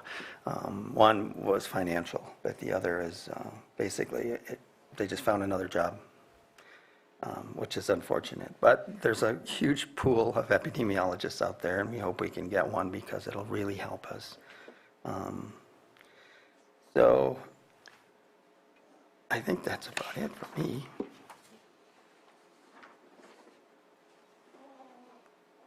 So next, we'll talk about health administration. So we oversee all the administrative activities for our department. It includes grant and program tracking, billing, budgeting, accounts payable, receivable, payroll, and ordering. We are largely funded by environmental health, public health, and veteran services, and CMAW, which is California Medical Administrative Activities. We have 8 of our 11 positions filled. We have 2 SSA positions which are vacant. One was newly vacant this week. The other one, we actually changed the funding source on it. It was previously funded by COVID, and so we have changed it to being funded by the CASP grant and future public health funding. And then we also have the grant manager position, which is vacant. We are reevaluating that position. We added it, I believe, last year and have not been able to fill it. So we're looking at maybe changing that one. Overall, in Fund 170, we are looking at decreasing our allocations, mostly in public health, but also in health admin by 15% in the upcoming September budget revision. So that is it for health administration. For tobacco, which is budget unit 4016, this is a pass-through which is mandated from Proposition 56 and 99 funding. The program provides outreach to several events in schools, includes the reestablished Youth Coalition and new vape education and cessation program. Tobacco Control Program presented a collaborative policy platform packet and tobacco retail license ordinance draft to your board earlier this year. And staff have maintained an average of 97% on progress report grades with the California Tobacco Control Program. Currently, that program only has one of the two allocations filled.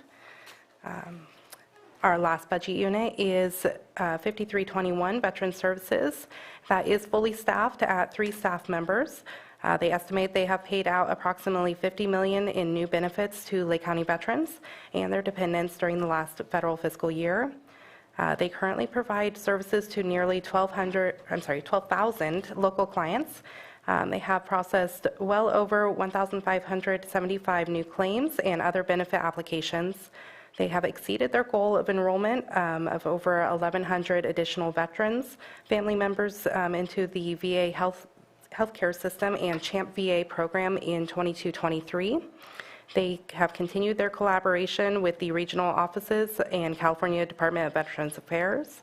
And some of the services that they provide include, but are not limited to, comprehensive benefit counseling, accurate preparation and submission of claims, follow-up on claims to assure final and fair decisions are reached, initiation and development of appeals, network with federal, state, and local agencies to maximize benefits for clients, and outreach to recently discharged veterans and their dependents. Supervisor Sabatier? Yeah, quick question. It appears that there's a request for additional position allocations, or was this already approved over the course of the year? Because I see we have authorized, as of my June 9th, 40 positions, and what I see for 22-23 was 39.3, so it makes sense that that's 40, but it looks like we're boosting up the public health to 40.5, so adding 1.2. Am I correct that we're adding that in the new budget and that it hasn't been added yet? So at mid-year, we asked to increase the physical therapist position from 0.8 to 1, and I think something went wrong with that, so I'm not sure that that actually got on at mid-year, so we are still asking for that, which having that as a permanent county employee is 100% funded through the California Children's Services instead of a 50-50 match. The new position is a community health worker, which we are asking for, which will be 100% paid through the California Home Visitation Program. Okay. So all of those things are what you're asking to add are reimbursable type of stuff? Yes. Whether it's upfront or reimbursable. And the only reason I ask is because of that 53% vacancy rate. I'm just looking to see if there's any savings that we can see and just support you in what you need rather than keep adding and making that percentage more difficult to look at. And just a quick question. I know there's we just signed an extension, I think, to a lease to the building. Again, because of the vacancy that's there, is that something that will be ending this year and everybody will be coming back to whatever facilities are available or the general facilities, or are we going to continue with that building? And part of my worries and concerns, and I think that Supervisor Green brought it up, is that whole shopping center building area is very defunct and worrisome. We even had a daycare that was closed. Granted, it's not right next to it, but just want to make sure that staff is in a healthy environment and that we can combine rather than keep expending more resources for those things. Yes, we did get CDC approval to redo our file room. So we have submitted a ticket with Buildings and Grounds, so they are going to be redoing the ventilation system, and then we're going to be contacting a company, I believe out of Sacramento, to do some furniture setup in there. So we will be creating, I believe, 5 or 6 desks in there. Okay. Any other questions? Anybody from the public?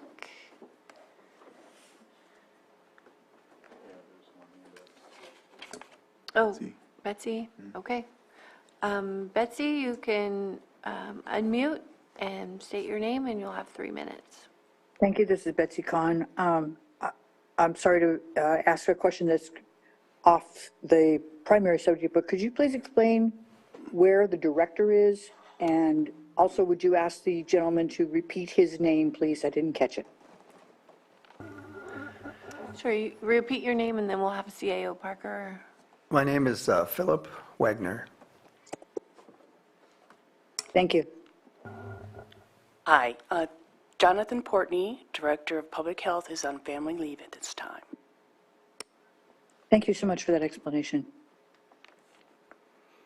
Okay, we'll close public input and bring it back. I'll just add one last comment. I want to make sure and acknowledge what you stated, that there are certain things that we should be reporting on or paying attention to that maybe we're underreporting or we're not able to get to. Those are very important things. I also want to be realistic in expectations and seeing the number of staff and vacancies that you have. But that's obviously something that between the department and us, we need to figure out and work together to make sure that we staff that department well. So you can do those things, because it is in our community, it is affecting a lot of people, and without the staff to help control those things, we're never going to make some headway on it. So I just wanted to at least acknowledge your statements and your comments. The medical van, I hope that we can get that. I think it's the 2nd year in a row that it's been on the capital asset. One of the things that you mentioned, which is an unfortunate issue I hit, which was the vaccination for 7th grade or other grades. If it's possible to work with the schools to try and time certain areas, because having to find, because you have a lot of parents, I was one of those parents, oops. It's in 2 weeks, my appointment at the, over at the clinic to get the shots, and can't come in today. If you have the ability to get it right there and then, it would definitely simplify a lot of people's lives, because I'm sure I'm not the only one who hit that wall.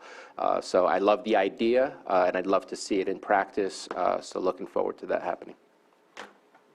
And if there's nothing further. Supervisor Green?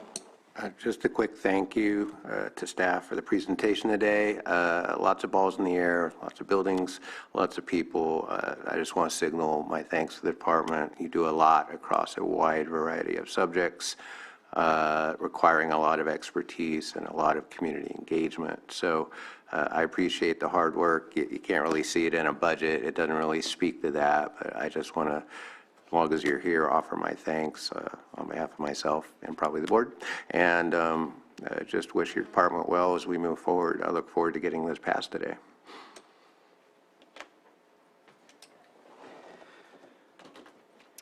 And I think this department could use from that conversation about the not getting rid of positions, but figuring out how to allow flexibility within the salaries, just so that the following years, as we ramp up, we can use those budgeted numbers, but also be flexible in how we use it to make sure that we ramp up our services. Without further comments, I move to approve as presented budget units 2304, 4010 through 4012, 4016, and 5321. Second. All in favor? Aye. Aye. Opposed? Thank you. Okay, thank you so much. Special districts?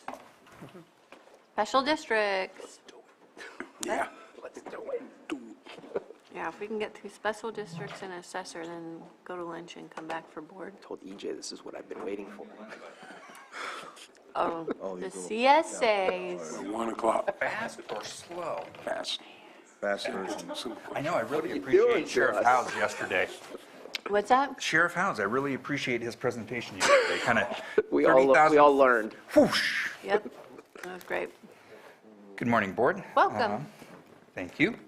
Scott Harder, Special Districts Administrator. I've got my Deputy Administrator Fiscal, Jesse Salmeron, here with me.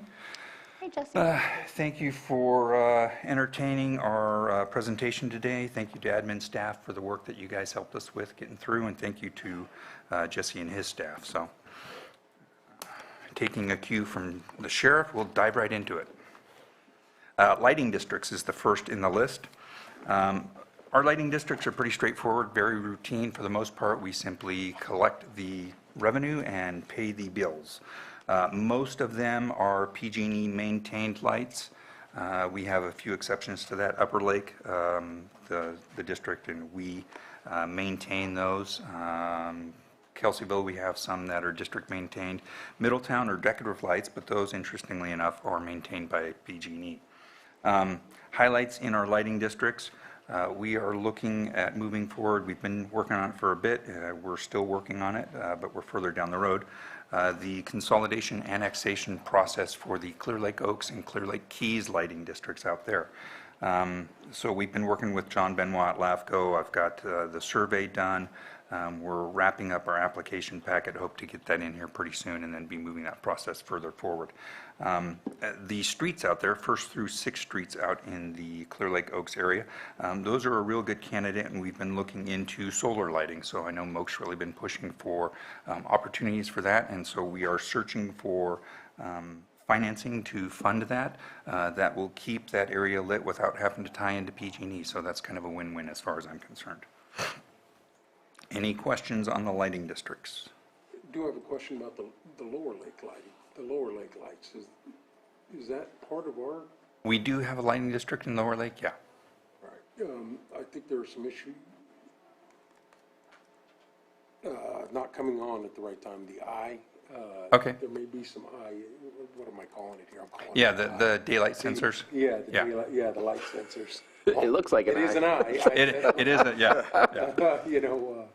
And I'll that's get some more specifics from the folks down there. Obviously, we have some great community action groups down there, and it is something I think I will follow up on, but I need to let you know that today. okay. No, that's good, and that's really the only way that we get input on our lighting districts. I know Upper Lake, the Western Region Town Hall chair is very active on that and provides updates to us. And we really appreciate it because for the most part, unless we're on an after-hours call, our staff is not out there when it's dark and to determine whether the lights are working or not. So our primary means of understanding when they need serviced is from community input. So appreciate that. And I do want to thank you for working with us before. Your microphone's not on. Sam's yelling in the back. All right, sorry, Sam.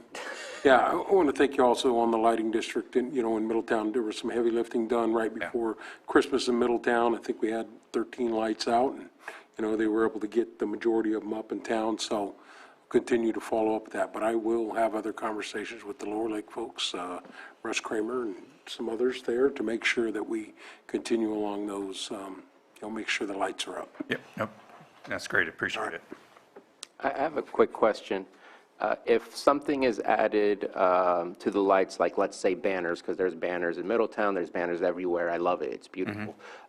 Does that have to go through you? Does that go through PG&E if it's PG&E's jurisdiction? Just a quick question. It would depend on who's responsible for the pole.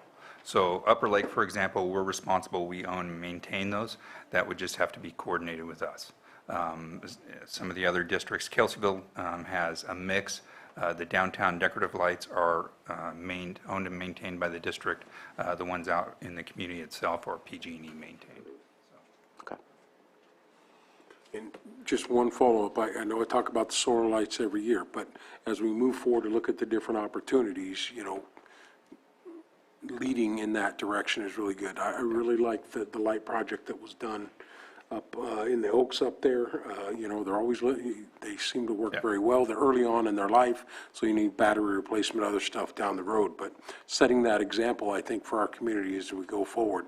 And, if we can keep an eye out, I know you guys do have a grant writer. I know the state of California is rolling out electric vehicle charging station, a lot of different things, and there may be some opportunities. So if I come across something, I'll forward it to you and say, you know, let's look into it. Yeah, and we are looking at that. We're looking at the same manufacturer, but possibly a different style for the 1st through 6th Street area out there in Clear Lake Oaks. So that area that we're looking to annex, which is not currently lit, there is community interest in putting lights out there. And our grant manager has already located some potential funding for solar lighting out there. So, yeah. Thank you. I just have one question, and it's basically your own fault, because in the overview, it's a fascinating sentence. Managing these districts requires a fine balance between providing safety and security to those that desire it and allowing for the dark skies for those that desire that. So when you create a lighting district, that would be almost antithetical to dark skies, and yet, so is that like a block-by-block haggling thing? Because it can have budgetary considerations when you put in 20 streetlights versus 40 or 50. Correct. It's a fancy way of saying that we really strive to make sure we get community input and be sensitive to the community input. Because, you know, there are positives and benefits to having the light out there, reduce crime rates potentially, but, you know, there is that trade-off that if we're not being dark sky sensitive in the way that the light, either the luminaires either light only directly down, you don't want to have light pollution spilling up into the air, so we try and balance that as we're doing that, and it really comes down to getting the community involved. But the communities change, community standards may change too, so it's almost an impossible task. So do you have feedback loops? Not once the district is installed or the lights are installed, other than, you know, we do get feedback, can you take the light out? Most of the time it's, hey, can we get extra lights here? And if I may blend the two conversations together, what I've seen, it's over at Woodland Community College, it's kind of a motion sensor light as well. It's real dim. And then when somebody passes by, whether a pedestrian or a vehicle, it lights up much brighter and then it dims out. That would save on the usage of the solar energy during the nighttime and also help out with the dark sky. So if that's a technology that in the future is available and cost effective to utilize, I think that kind of blends those two conversations together to keep our dark skies and keep utilizing our solar to the best of our abilities.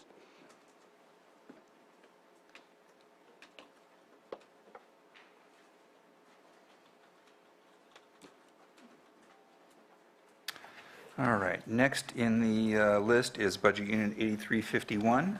That's our Lands End Sewer Collection area. This is essentially a satellite sewer collection area. We collected, it's down at the south end of the Lakeport and around the corner there. We collect that and it's pumped up towards the city of Lakeport for treatment and disposal at their City of Lakeport Municipal Sewer District Treatment Plant. During the annexation process, we were working with them. There's an agreement for this exchange of it, this shipping of the sewer to them. And then on the north end of the city of Lakeport, we collect and have the ability to collect and treat some of their sewage. So there's an agreement that's been in place since the mid-'70s for that. It expires in 2026. When annexation was running strong, I was having discussion with their staff about the possibility of them taking over this sewer collection system. Not a whole lot of connections out there, but there's a lot of overhead. Most of our budget in this budget unit goes to paying the treatment fees that are charged to us from the city of Lakeport. So annexation is kind of off the table. It was voted down by the residents out there. However, divesting ourselves of this collection area is still kind of a goal of mine. So we'll be working through those negotiations over the next couple of years with the city of Lakeport, but nothing spectacular really in this district. Budget Unit 8352, Corinthian Bay. It's kind of another satellite collection area down by the state park, and then collects some of the residential areas down there. Collection happens down there in those areas. There's 3 pump stations in that district, and it's pumped to the Kelseyville treatment plant where it is treated and disposed of.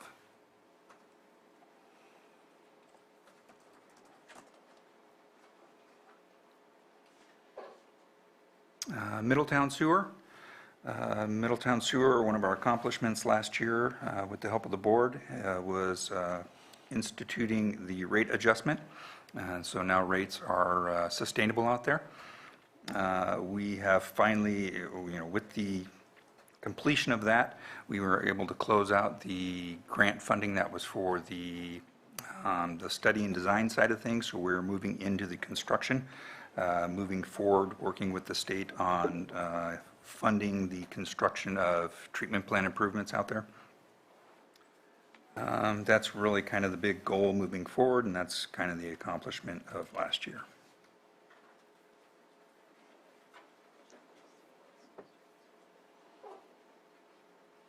Southeast Regional. Southeast Regional Budget Unit 8354 serves the communities of Clear Lake and Lower Lake, one of our largest budget units. Lots of stuff going on in there. We've got some large projects in the works coming up in this year. We are instituting a lift station technology where it's pitless. So that will hopefully reduce some of the odor concerns that we have with some of our sewer lift stations. So we're doing on one of our smaller lift stations. I expect that's going to be successful. We're going to run it for 6-9 months and see what the pros and cons are, and if it's an effective way to mitigate those odors and there's no significant issues with surging flows and what have you, we can implement that at some of our larger stations, which are near the commercial areas downtown. That would really help with odor control there. We're still working through the IRWM-funded I&I reduction projects. That's been really successful. We were able to reduce our inflow, I think, about 80%, and our infiltration by about 40% over 3 years ago through some very vigorous efforts down there. We're doing upgrades to our SCADA system, monitoring, making it more modern. We're looking at wireless technology. We've been fighting AT&T. We have some old lease lines which communicate from our remote stations back to the treatment plant where everything can kind of be viewed and controlled. That technology is not really supported by AT&T anymore. A lot of the times the newer technicians don't even know how it exists and that it's a thing. It's like, what? That's a what? No, I didn't do a lease line? So we're moving to modernize and using wireless technology, and we'll be implementing that this coming year in Southeast. So. Question? Quick question on Southeast. The pit technology, I know you and I had that conversation that if it works, there would be more. We would probably find out how it's worked sometimes around January or March, April, depending on this. I know it's a 6-month process, I believe is what you had said. Just checking in, I don't see it in the capital assets for more, or is it part of the infiltration inflow reduction? That doesn't sound like that's part of that. No, that would probably end up in next year's budget for the more. We're just now working with the manufacturer. They're making the unit currently. They're wiring in the SCADA controls. It doesn't talk with our current alarming system, so it has its own kind of standalone, but it's not as robust as we'd like. It's different technology. But when we get it in the ground, we're going to have a SCADA guy come in and see if we can make it interface so that it also dials our current alarm company and we get call-outs in the way that our staff is used to. So once that's installed this summer and fall, then there's going to be about 6 months of operation for us to kind of evaluate it. So next March, April, in preparation for next fiscal year's budget is where we'll be making that call of are we looking to implement it at the bigger stations. Okay. And then I believe I saw there was work happening to do the final fix on the pump station 1? Yes, correct. Okay, they were awesome. working on that end of last week, I believe. Yeah, it was recently that I saw them moving some stuff. I gave them a thumbs up as I drove by. Yep. And then, so the infiltration and inflow reduction is also a part of the village area, Highlands Harbor area type of, okay. Yeah. Thank you. Yep. Oh, also, a quick note on here. Our current rate ordinances allow for automatic increases based on consumer price indexes, but we evaluated because of our reserve balance and the cost of operating versus the cost of revenue or the revenue that we were receiving, not to increase rates in our Southeast District this current year. So, You have one client already pleased. yep. Budget Unit 8355 is our Northwest Regional System. So this serves the communities of North Lakeport, Upper Lake, Nice, Lucerne, Conotay, and Paradise Valley. Collects sewage from all those regions. So we've got some ARPA funding in here for a septic hauler dump station, so we'll be working on getting that designed and hopefully installed this coming year. We're further along the process in our southeast. We've got the equipment already. We're working with a contractor to get that into place and really hope to have that done this year. That would be really good. I think that's going to increase and stabilize the revenue that we're getting from our septic haulers, so that'll be good. But in Northwest, that's one of our projects that's ARPA funded and ARPA related. We've got some SCADA system improvements that we're working on there as well. Both of the systems are, rather old, so it's time for some modernization before things start falling apart, and that's what we're looking at doing. Generators, we have generators scattered throughout many of our districts. Those are all funded through a hazard mitigation program grant. So where you see those expenses, those will be 100% offset by the Cal OES grant. Finally starting to hear some motion back from Cal OES that FEMA, who's been reviewing it probably for the last 9 to 10 months, is potentially ready to make some decisions and move forward with a funding agreement. So we're excited about that.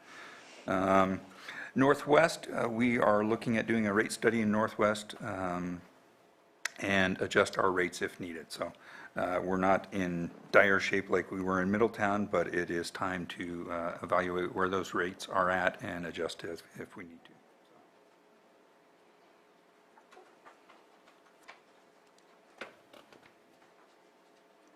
Anderson Springs Sewer District. Not a whole lot going on here, still rebuilding in the community. We're up to 82 active customers. A little bit slower than we had expected. I think the big surge has happened, and now it's just kind of trickling in down there. So COVID probably had a lot to do with that. That really cramped the reliability of getting materials and continuing to build. So hopefully we'll start seeing some more rebuilding down in the Anderson Springs community. Not a whole lot to report in there, though. The sewer system that we have down there consists of on-site grinder pumps. It's a low-pressure force main system, which then pushes the wastewater down to Middletown for treatment and disposal into the geysers pipeline. So.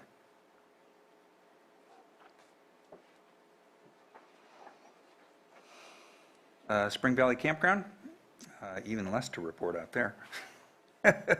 It's a pretty low-key, low-maintenance budget. There are park and campground facilities out in Spring Valley, and this is the budget unit where we work with, we've got some pretty active volunteers out in the community who do a really good job of maintaining those facilities and keeping things in good fashion for the community out there to enjoy them.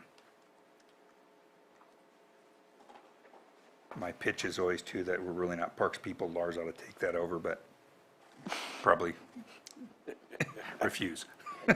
He heard that. Yeah. I'm sure he heard that. They say someone just needs to do it out there. They're always making comments.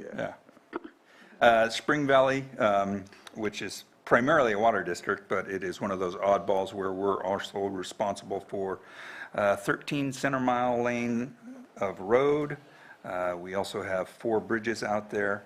And we've talked about the park area as well. So Spring Valley, we've got, what do we got going on? We completed the Quail Trail water main extension last fiscal year, which that was great.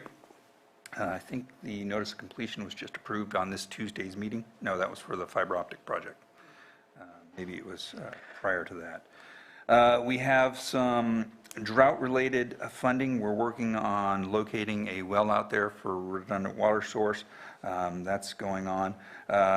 We're working with DPW. DPW has taken point on a bridge rehabilitation projects. There's 3 of them going on out there.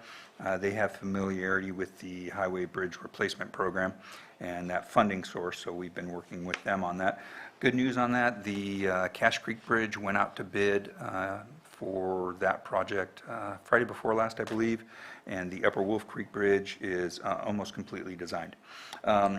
On a side note, there's a lot of work going on with PG&E. PG&E is very aggressive in their undergrounding. They're trying to get a lot of work done in the community. So we are working with them to ensure that our standards are maintained, that the community's roads are not destroyed, that the water lane is not impacted by their proposed undergrounding.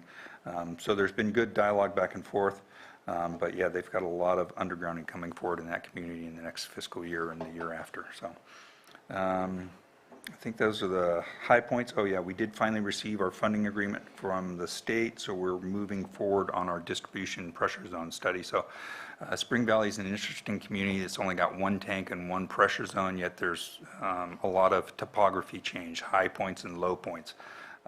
What that creates is a wide range of pressures within the water distribution system. So at the higher points of the system, you could have 30 pounds of pressure, 35, 40 pounds of pressure, but down in the bottom of the valley, you've got 160 pounds of pressure. So currently, it's mostly customer side pressure reducing valves behind the meter. When those fail, that could potentially blow up their water heaters and create issues. Somebody didn't pass through the security. That's what that whine was. It's like, oh, what is that noise? So we have finally received funding from the state, and we're working to get a proposal or a request for proposals out to have an engineer kind of evaluate different scenarios. Putting in pressure reducing valves in the main is one potential solution, but then that creates issues where the water can't flow. And so if you don't have the water flowing both directions in a pipe, then you have dead ends and you have water quality issues at the end of those dead ends. So it's a complex problem, but we're working on getting someone on board to maybe bring some solutions to us out there. So we got a lot of capital purchases in the budget this year.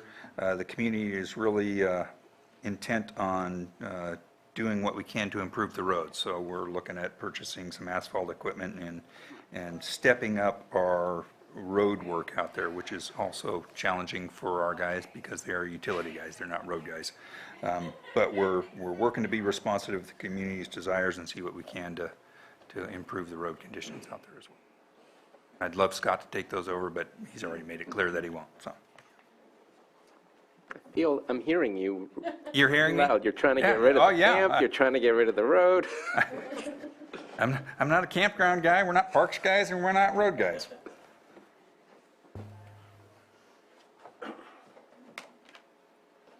Budget unit, the next one of ours is 8466. That's page D375. That is CSA 6 Finley. Finley is actually part of the Kelseyville water system. In the eyes of the state, that water district was consolidated, but we still have a separate budget unit for that. We have acquired some of the parts, and we will be acquiring most of the parts to complete the permanent repairs across the Adobe Creek Bridge. So about a year and a half ago, we had the main line, which went under the creek, was leaking really bad and got to the point it was not sustainable. So we ended up putting a temporary bypass across the bridge. We've now acquired the materials. Most of the materials. We'll finish that up and we'll get the permanent repairs done, hanging that pipe off the side of the bridge this fiscal year coming forward. So.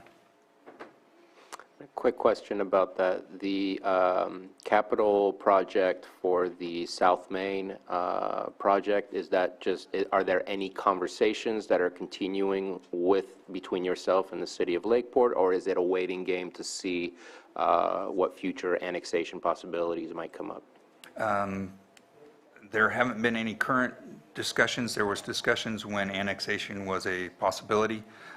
Since that was voted down, I haven't had any further discussions with the City of Lakeport staff. At any given time, if the board wants me to initiate that, I'm happy to initiate those discussions again. We've had studies done in the past. Those studies, evaluated the different options for serving that area with water. Frankly, from a unbiased, non-political perspective, serving it with city water makes the most sense, in my professional opinion. The city water main is right there at the end of the city limits. It's also down at Parallel Drive and Highway 175. It's the cheapest option to run it and loop it and tie it in together for water quality purposes. But that's not necessarily always the easiest from a political point of view.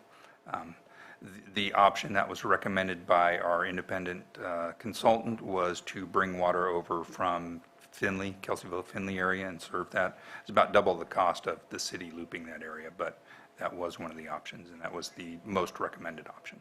And again, the reason I ask is because in our capital projects, there's $2.7 million that has been allocated for that for quite some time.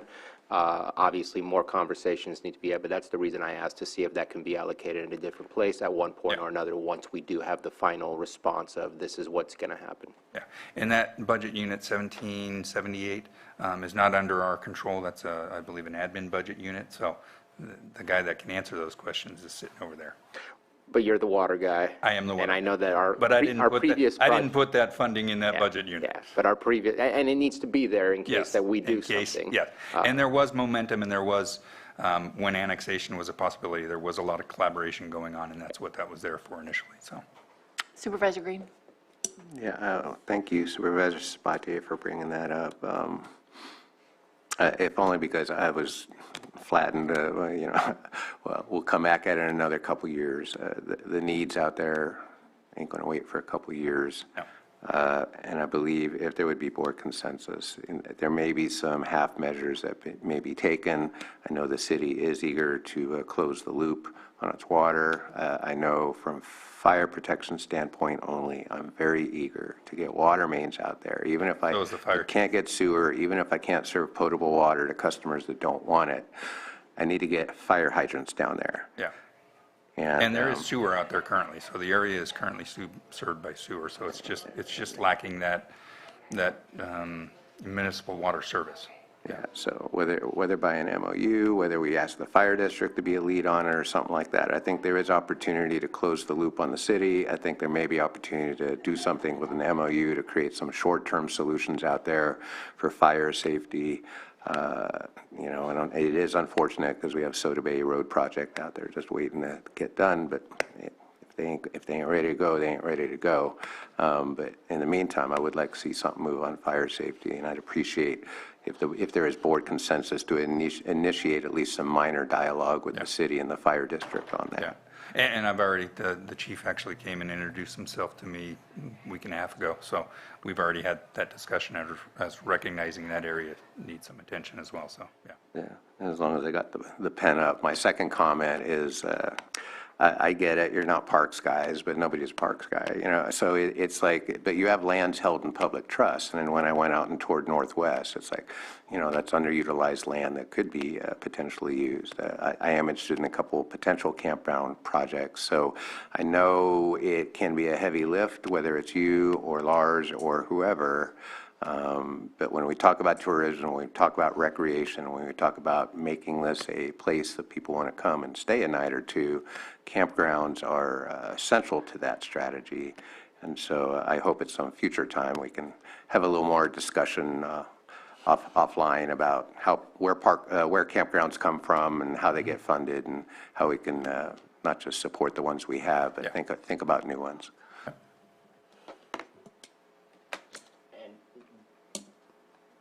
Pushing it the wrong way. I know from being in LAFCO that we anticipate to see the process for annexation restart. At least that's kind of what we're hearing. So while the conversation could be requested, I think the conversation response will be wait to see how the second iteration goes. So I would say at this point in time, since it was, a year from November, I think, is when they're allowed to resubmit, that within 6 months that will happen. I would say at that point, that's when we can decide what conversations.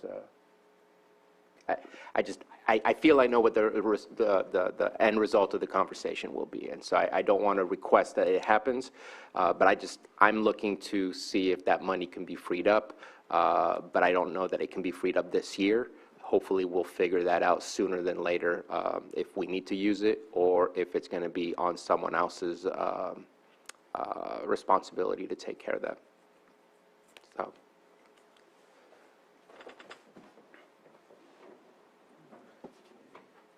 Nothing further. Bonanza Springs, that's just kind of a placeholder that was consolidated into Cobb, but we're in the midst of working with Genevieve's department to close that fund out.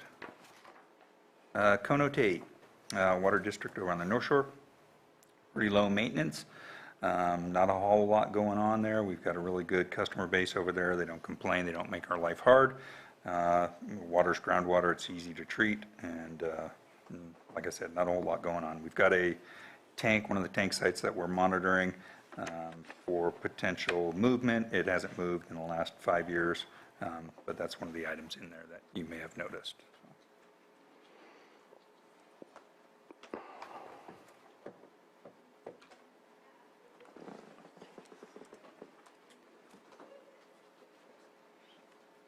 Paradise Valley, Fund 276, Budget Unit 8476, that was consolidated in Clear Lake Oaks. Again, we're in the process of closing that out. Similarly, Budget Unit 8478, Starview Water, closing that out after the consolidation with Cobb. Budget Unit 8480, CSA 20, Soda Bay Water. That's one where we've got CalOES and HMGP funding for the replacement of the 2 remaining tanks. We're hearing good things that finally FEMA may be moving forward on that, so we're excited to get that project moving forward. The plans are already done for it. They were done when we attempted to replace all 4 tanks, but we're unable to fund them. So this is essentially the second round of funding that we've applied for from the same source to get those 2 remaining tanks. Once we get a green light and a funding agreement, we can get that project out on the street and hopefully get those last 2 tanks replaced. That'd be really good. We're also hearing good things on the potential funding from the State Water Resources Control Board for the treatment plant upgrades. That's seeming like we're finally seeing some movement on that. That's been a long time ongoing. That's been 7 going on 8 years now that we've been working to try and get funding for that plant improvement out there. Goals, continue to perform annual maintenance. We've got a very robust maintenance and inspection of the fire hydrants out there. The community is very alert and aware of their fire risk and fire hazard. We've been very responsive, and we've worked to ensure that we're out there inspecting, maintaining, and repairing as needed the fire hydrants on an annual basis. So that's been good, and we will continue that. We're doing some SCADA improvements. We've got some SCADA improvements planned this year. The state has made some requirements on our permit. The plant dates back to the early 90s. It wasn't sent up with digital recording. We've got circle charts that record, pen charts that record tank levels and flows and what have you. Meets the requirements of the condition at the permit at the time, but the state would like to see us have some digital recording which automatically reports those values to the state. So we're making some SCADA and equipment upgrades to comply with those requests and requirements.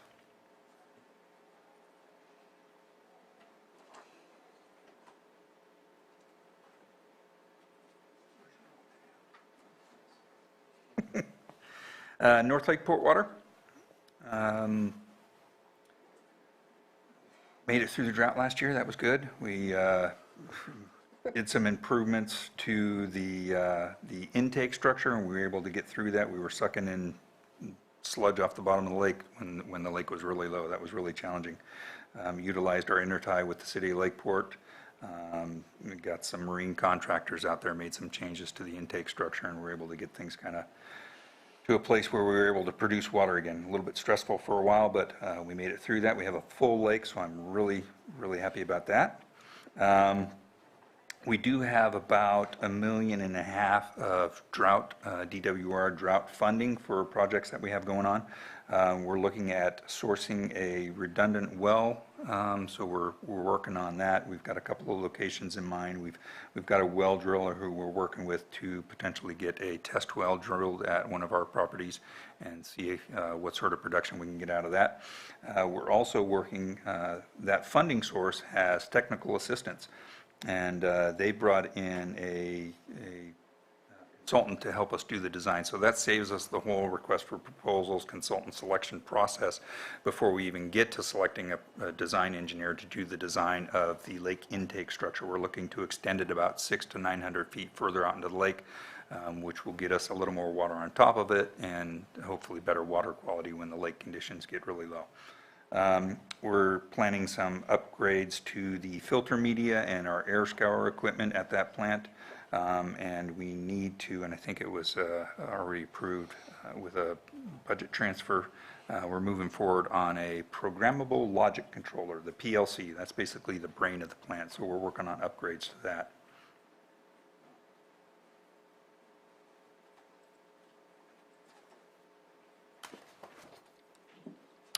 Budget Unit 8482, CSA 22, that's Mountain Hannah Water. That was the last of our three that were consolidated into Cobb. Working on closeout there. Budget Unit 8593, that's our Kelseyville Waterworks District Number 3, responsible for water and sewer out in the Kelseyville area and water out in the Findlay area now that it's been consolidated. We've completed the design of our Live Oak Drive waterline replacement project, and we hope to be getting that out to bid here really soon. We've got an I&I slip lining project that we're doing with the RWM funding. We're tying that into the same I&I reduction that is going on down in Southeast. We are looking at conducting a rate study and adjustment if needed out there, and we have ARPA funding in there to do a analysis of tertiary treatment for the wastewater treatment plant. So, do you have dynamic well monitors on those? I'm not sure what. On the groundwater wells, how often do you monitor the well level? The wells. Static or dynamic? As far as. Like, do you measure it twice a year?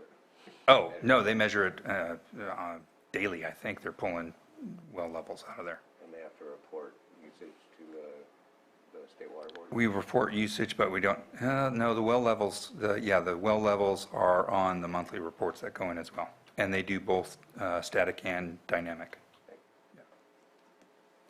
So, and we've got flow meters on them as well. So we've got 4 active wells out in Kelseyville.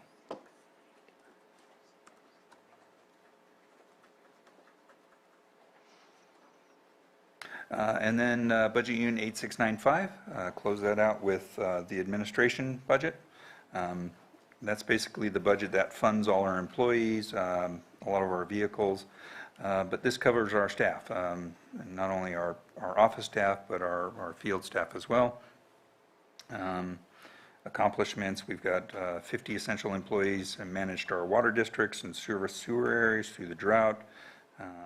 Got about 35,000 customers in the county spread over our 5 wastewater areas. We've only got 5 water districts. I wonder why that says 6. Findlay, I'll bet, that's why. We've got the congressional funding for the Full Circle project in our 295 budget. We're waiting for the funding agreement from EPA. We've had our application in and approved since last November, I believe, but we're waiting with our RFP ready to go out as soon as we get the funding agreement from them. So, but we've got a good working relationship with our EPA representative and keep in touch with her on a regular basis. So, this year, after COVID, we've resumed our outreach activities. We were at Clear Lake High School. We had staff down at Middletown, or maybe it was Lower Lake. No, I think it was down in Middletown. But we took our large Vector truck out there and you know, really took it out on the track and got a lot of excitement and a lot of feedback from the students and the kids out there. So it's exciting to see that outreach happening again. So.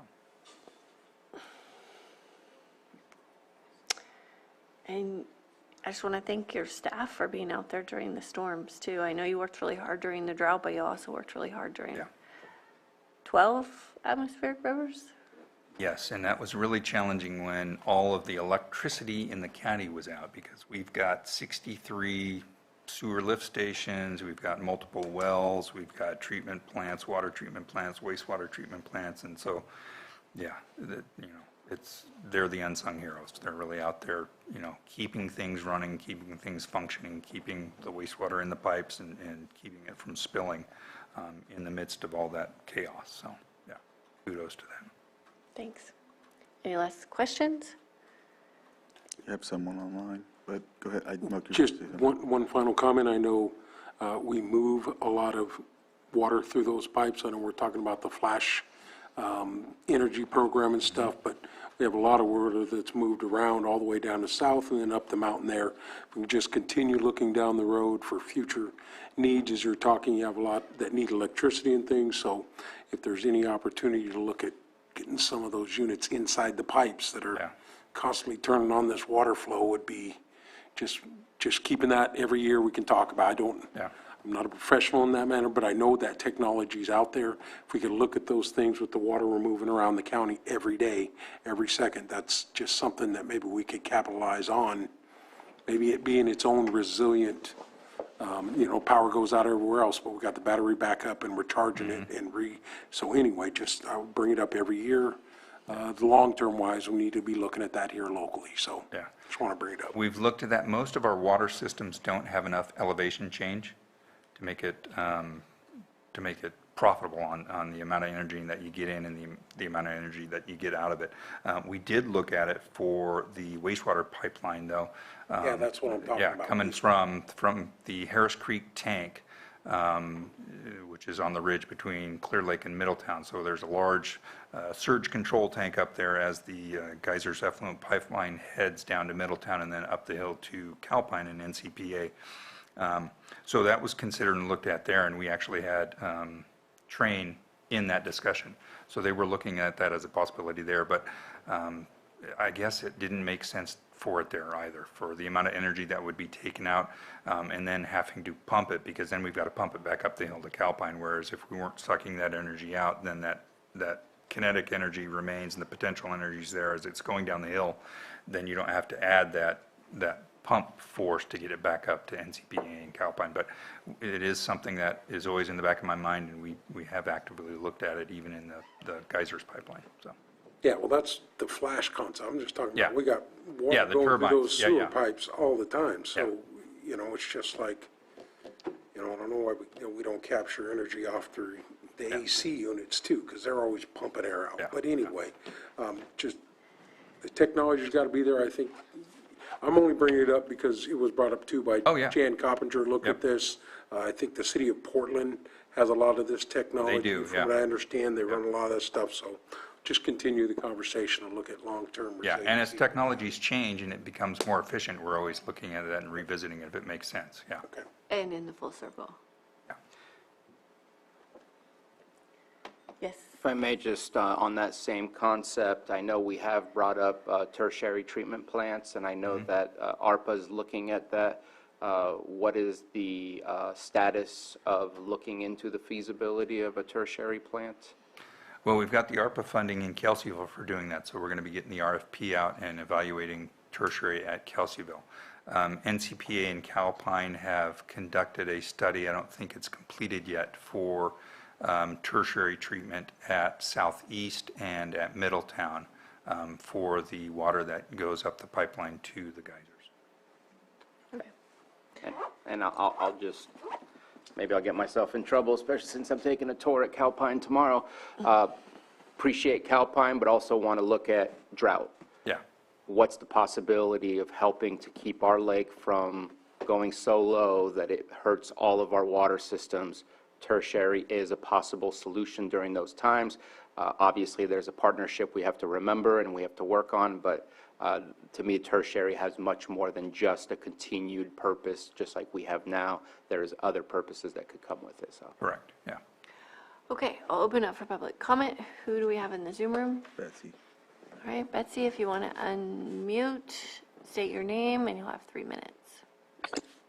Betsy Kahn, thank you, Madam Chair. Thank you, Board. Scott, I have one question for you, but I have a comment I'd like to add first. And the comment is that I appreciate Mr. Green's suggestion that something needs to be done to dislodge that blockage in getting the water service into South Main.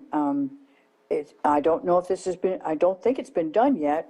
Many years ago, we received $12 million, $11 million from STIP funds to do the road widening project. And the holdup on that was to dig the trench.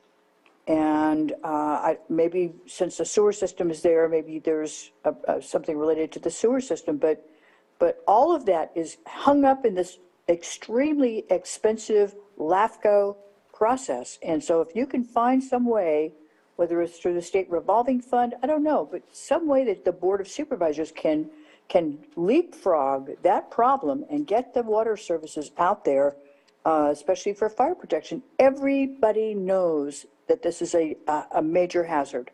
So my question for Mr. Harder is, could you please tell us how many hydrant systems, fire hydrant systems are maintained by the Special Districts Administration? And thank you for your report. We have 5 water districts, and so we would maintain the hydrants in those 5 water districts. And for reference, those are the communities of Conotay, Spring Valley, North Lakeport area, Kelseyville, and Soda Bay. All right, so I'll bring it back to the board for action. Close public comment. Oh, you had one more. I'll make the action. Okay, go ahead. So, Madam Chair, I will motion to approve items 8210 through 8219, 8461, 8351 through 8356, 8460, 8462, 8466, 8467, 8473, 8476, 8478, 8480 through 8482, 8593, 8695. Second. All in favor? Aye. Opposed? Thank you very much. Thank you so much. Great seeing both of you. I think we could get through the assessor's items and then take lunch. Yeah, is UC Cooperative? They're online. Yeah, let's do that after lunch. Johanna's on it. You guys want us to take an hour and a half? He will take an hour and a half. How long you guys want, right? Yes. No problem. We'll take care of that for you. Yeah. So do we need an intro, or do you just go right into it? Okay, go right into it. So we're going to go kind of fast, as you can see from last year, comparing last year's budget for 1123, which is the assessor. I think the difference is $6,000, even with inflation and everything else. We've been able to find different savings and keep it relatively flat. So unless you guys have some questions on that, it's pretty much what we had last year. Sounds great. Okay. 2707, which is the recorder's budget. And as I finish both these, I'll talk about some of our accomplishments and highlights. But on 2707, you've heard me say in years past, the recording fee should cover basically the recorder's budget. That is basically how those recording fees are set up. Myself and Eric Olson are actually speaking at CRAC next year to actually try and get them statewide increased. They have not been increased in 12 years. They are set up as a range. The top of that range is $12. Ours is $14 because we have add-ons for special revenue funds. We are talking that discussion. But as you can see, we found different things when we looked at our fees, and we've been able to bring ourselves back pretty close to flat. We're taking, our last year's budget was $116,000 or $117,000. Actuals to date was about $40,000. We are projecting about $8,000 that we will take, which is bringing us back close to fully funded, and that is before the increase of the fees. So that's a pretty big accomplishment for us, and that has to do with some of our achievements. I want to talk about some of the achievements of the office in total. This year we got another appraiser to advanced, and we project out another one this coming up year.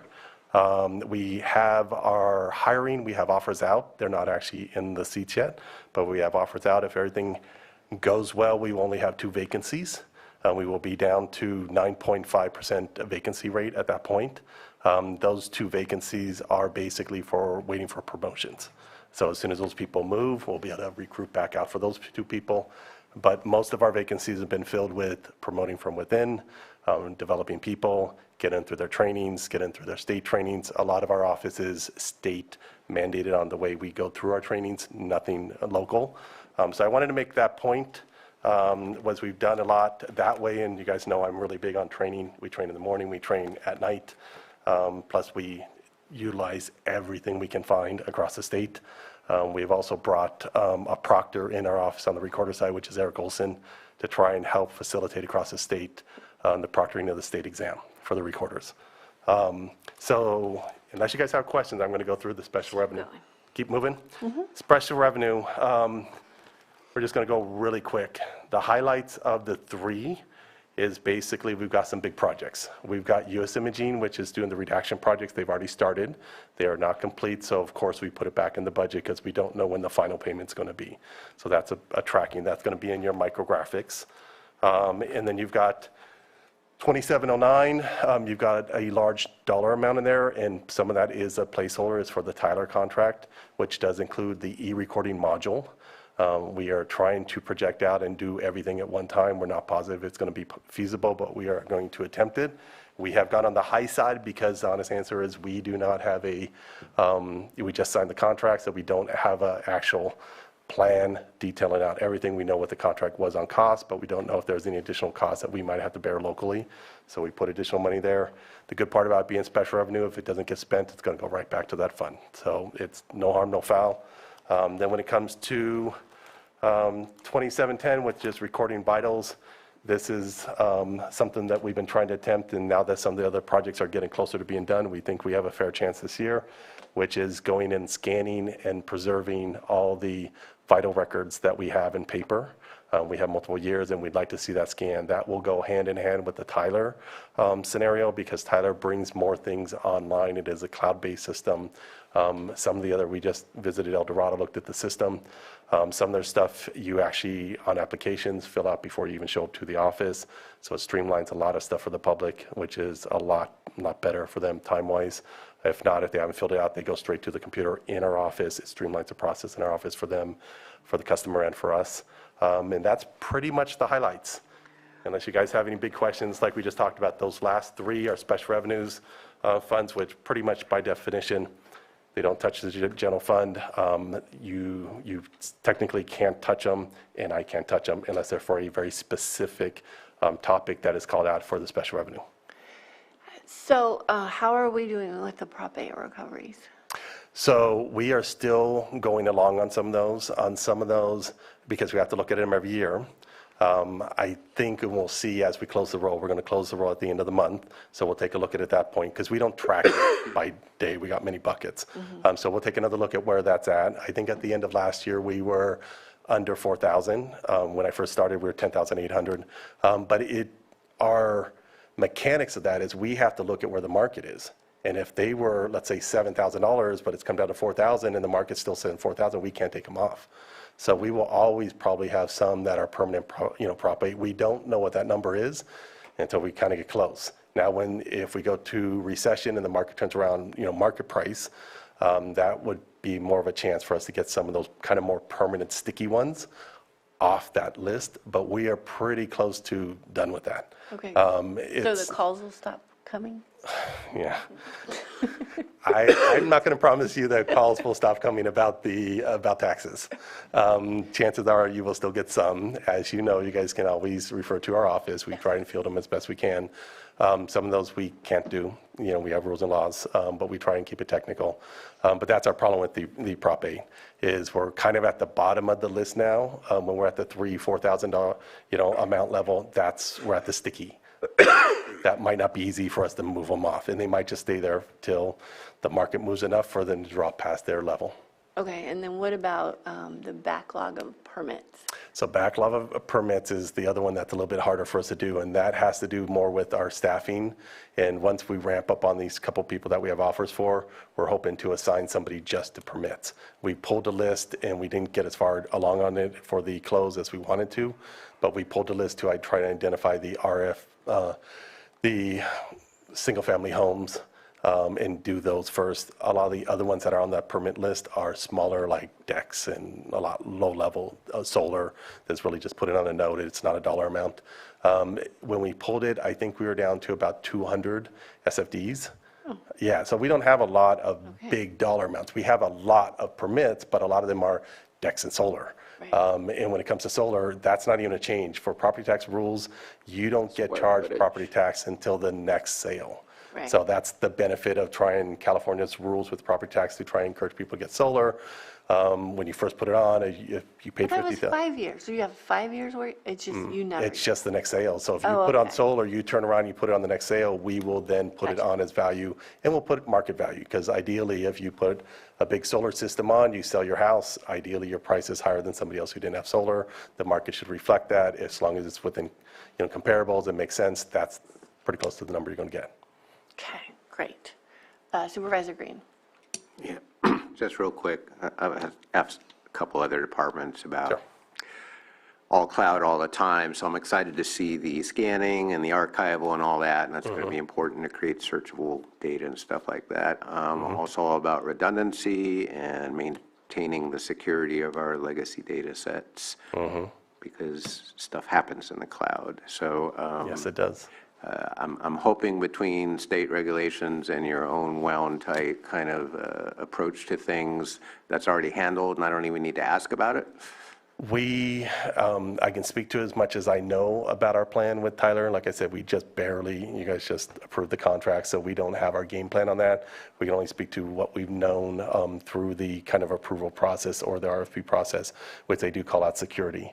And we will have security from the local level. So they have to, touch the IT department, make sure that firewall and that access back and forth is correct. They have to provide us with backup on their cloud scenario and prove that to us. That's what they call out in the proposal. Now, once we get further along, we can ask further questions, but we're just barely got the contract signed. So above and beyond the terms of the contract, then once the paper records are not disposable, but at least you have some options in terms of storage. Have you already identified some thoughts on that? Now, what do you mean, like scan, like when we talk about the vitals? Once they're scanned, are the holy binders going to go away, or? We have never moved out binders, and the reason for that is because we feel they're historic, and because it's improving every single year with AI and some other variations on how they scan products. But to date, even with the products that are out there, when they scan historical documents, because they're written in script, and script has changed over years, and we have documents dating back to a long time ago, it's not always perfect. And so they do their best to scan it, but there's occasionally scanning 1,000 documents. One will be improper, then we pull the original document for them. So we, at no point will we take out the redundancy, at least not during my term, take out the redundancy of books. Okay. We will always keep the original. Okay. Supervisor Spati. Yeah, real quick. I know you spoke about the movement and promoting within, and again, I'm only looking at a slice in time here, but the majority of your 30% vacancy that you have in the assessor's portion of your office are appraisers.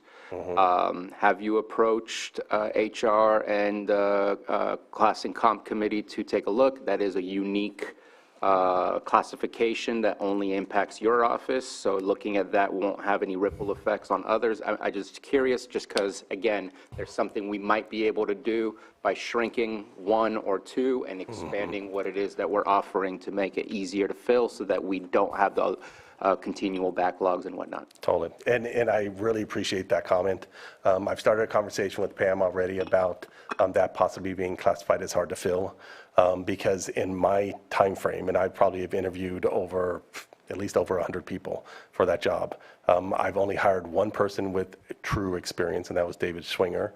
This particular one, we were able to get an aide, very low-level aide from somewhere in Southern California. That's the second person in all of those people that I've had with relevant experience. I don't get anybody with relevant experience in that position. So hard to fill would be very appropriate for that. Like I said, most of the way we've recreated the office or reinforced the office is all from within. We've taken the recorders, we've done training, and we've trained, but that's why it's taken so many years to finally get the assessor up to where it should be and should have been easier to do. But I've started the conversation. It's something, if you guys are open to it, I would definitely love to continue.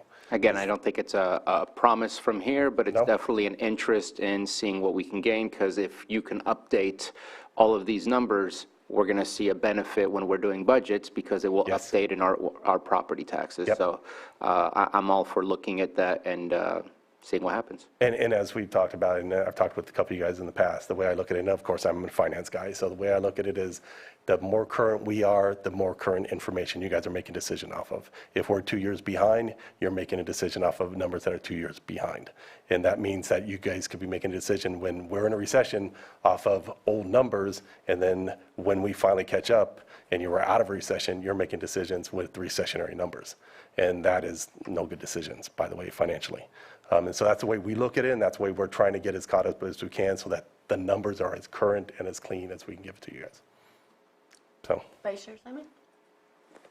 I was ready to make a motion in my mind, sorry. Okay, well, let's open it for No, public comment. One final thing that I do, I bring it up every year.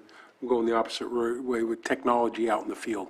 You guys have 60,000 homes that you got to inspect, and but you got to get to all of them. Just continue to look at any technology out in the field. If you can rebuild a crime scene with AI and other things like that, there's got to be some technology out there to help you your field workers when you're going out assessing a home.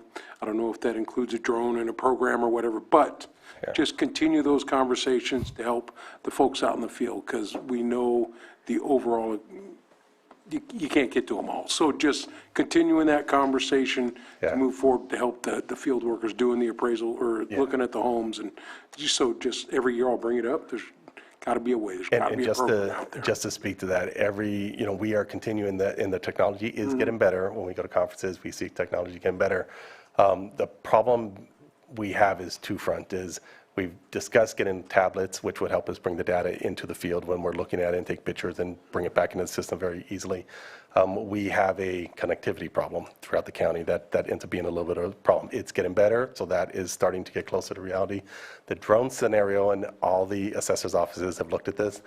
I will tell you just straight out, everybody's a little afraid to do it. Why? Because you don't want to get a phone call that somehow a drone's out there from the assessor's office, and all of a sudden it looks like, we're out there with a drone over somebody's property that they don't want us with the drone over their property. And then the phone call is a different phone call. We're just looking at for prop tax purposes only, and that's all we ever go out to the field. So I would love to say that to customers also, is when we go out, we're only taking measurements and pictures and updating our records. That's all we want to do. We have a satellite.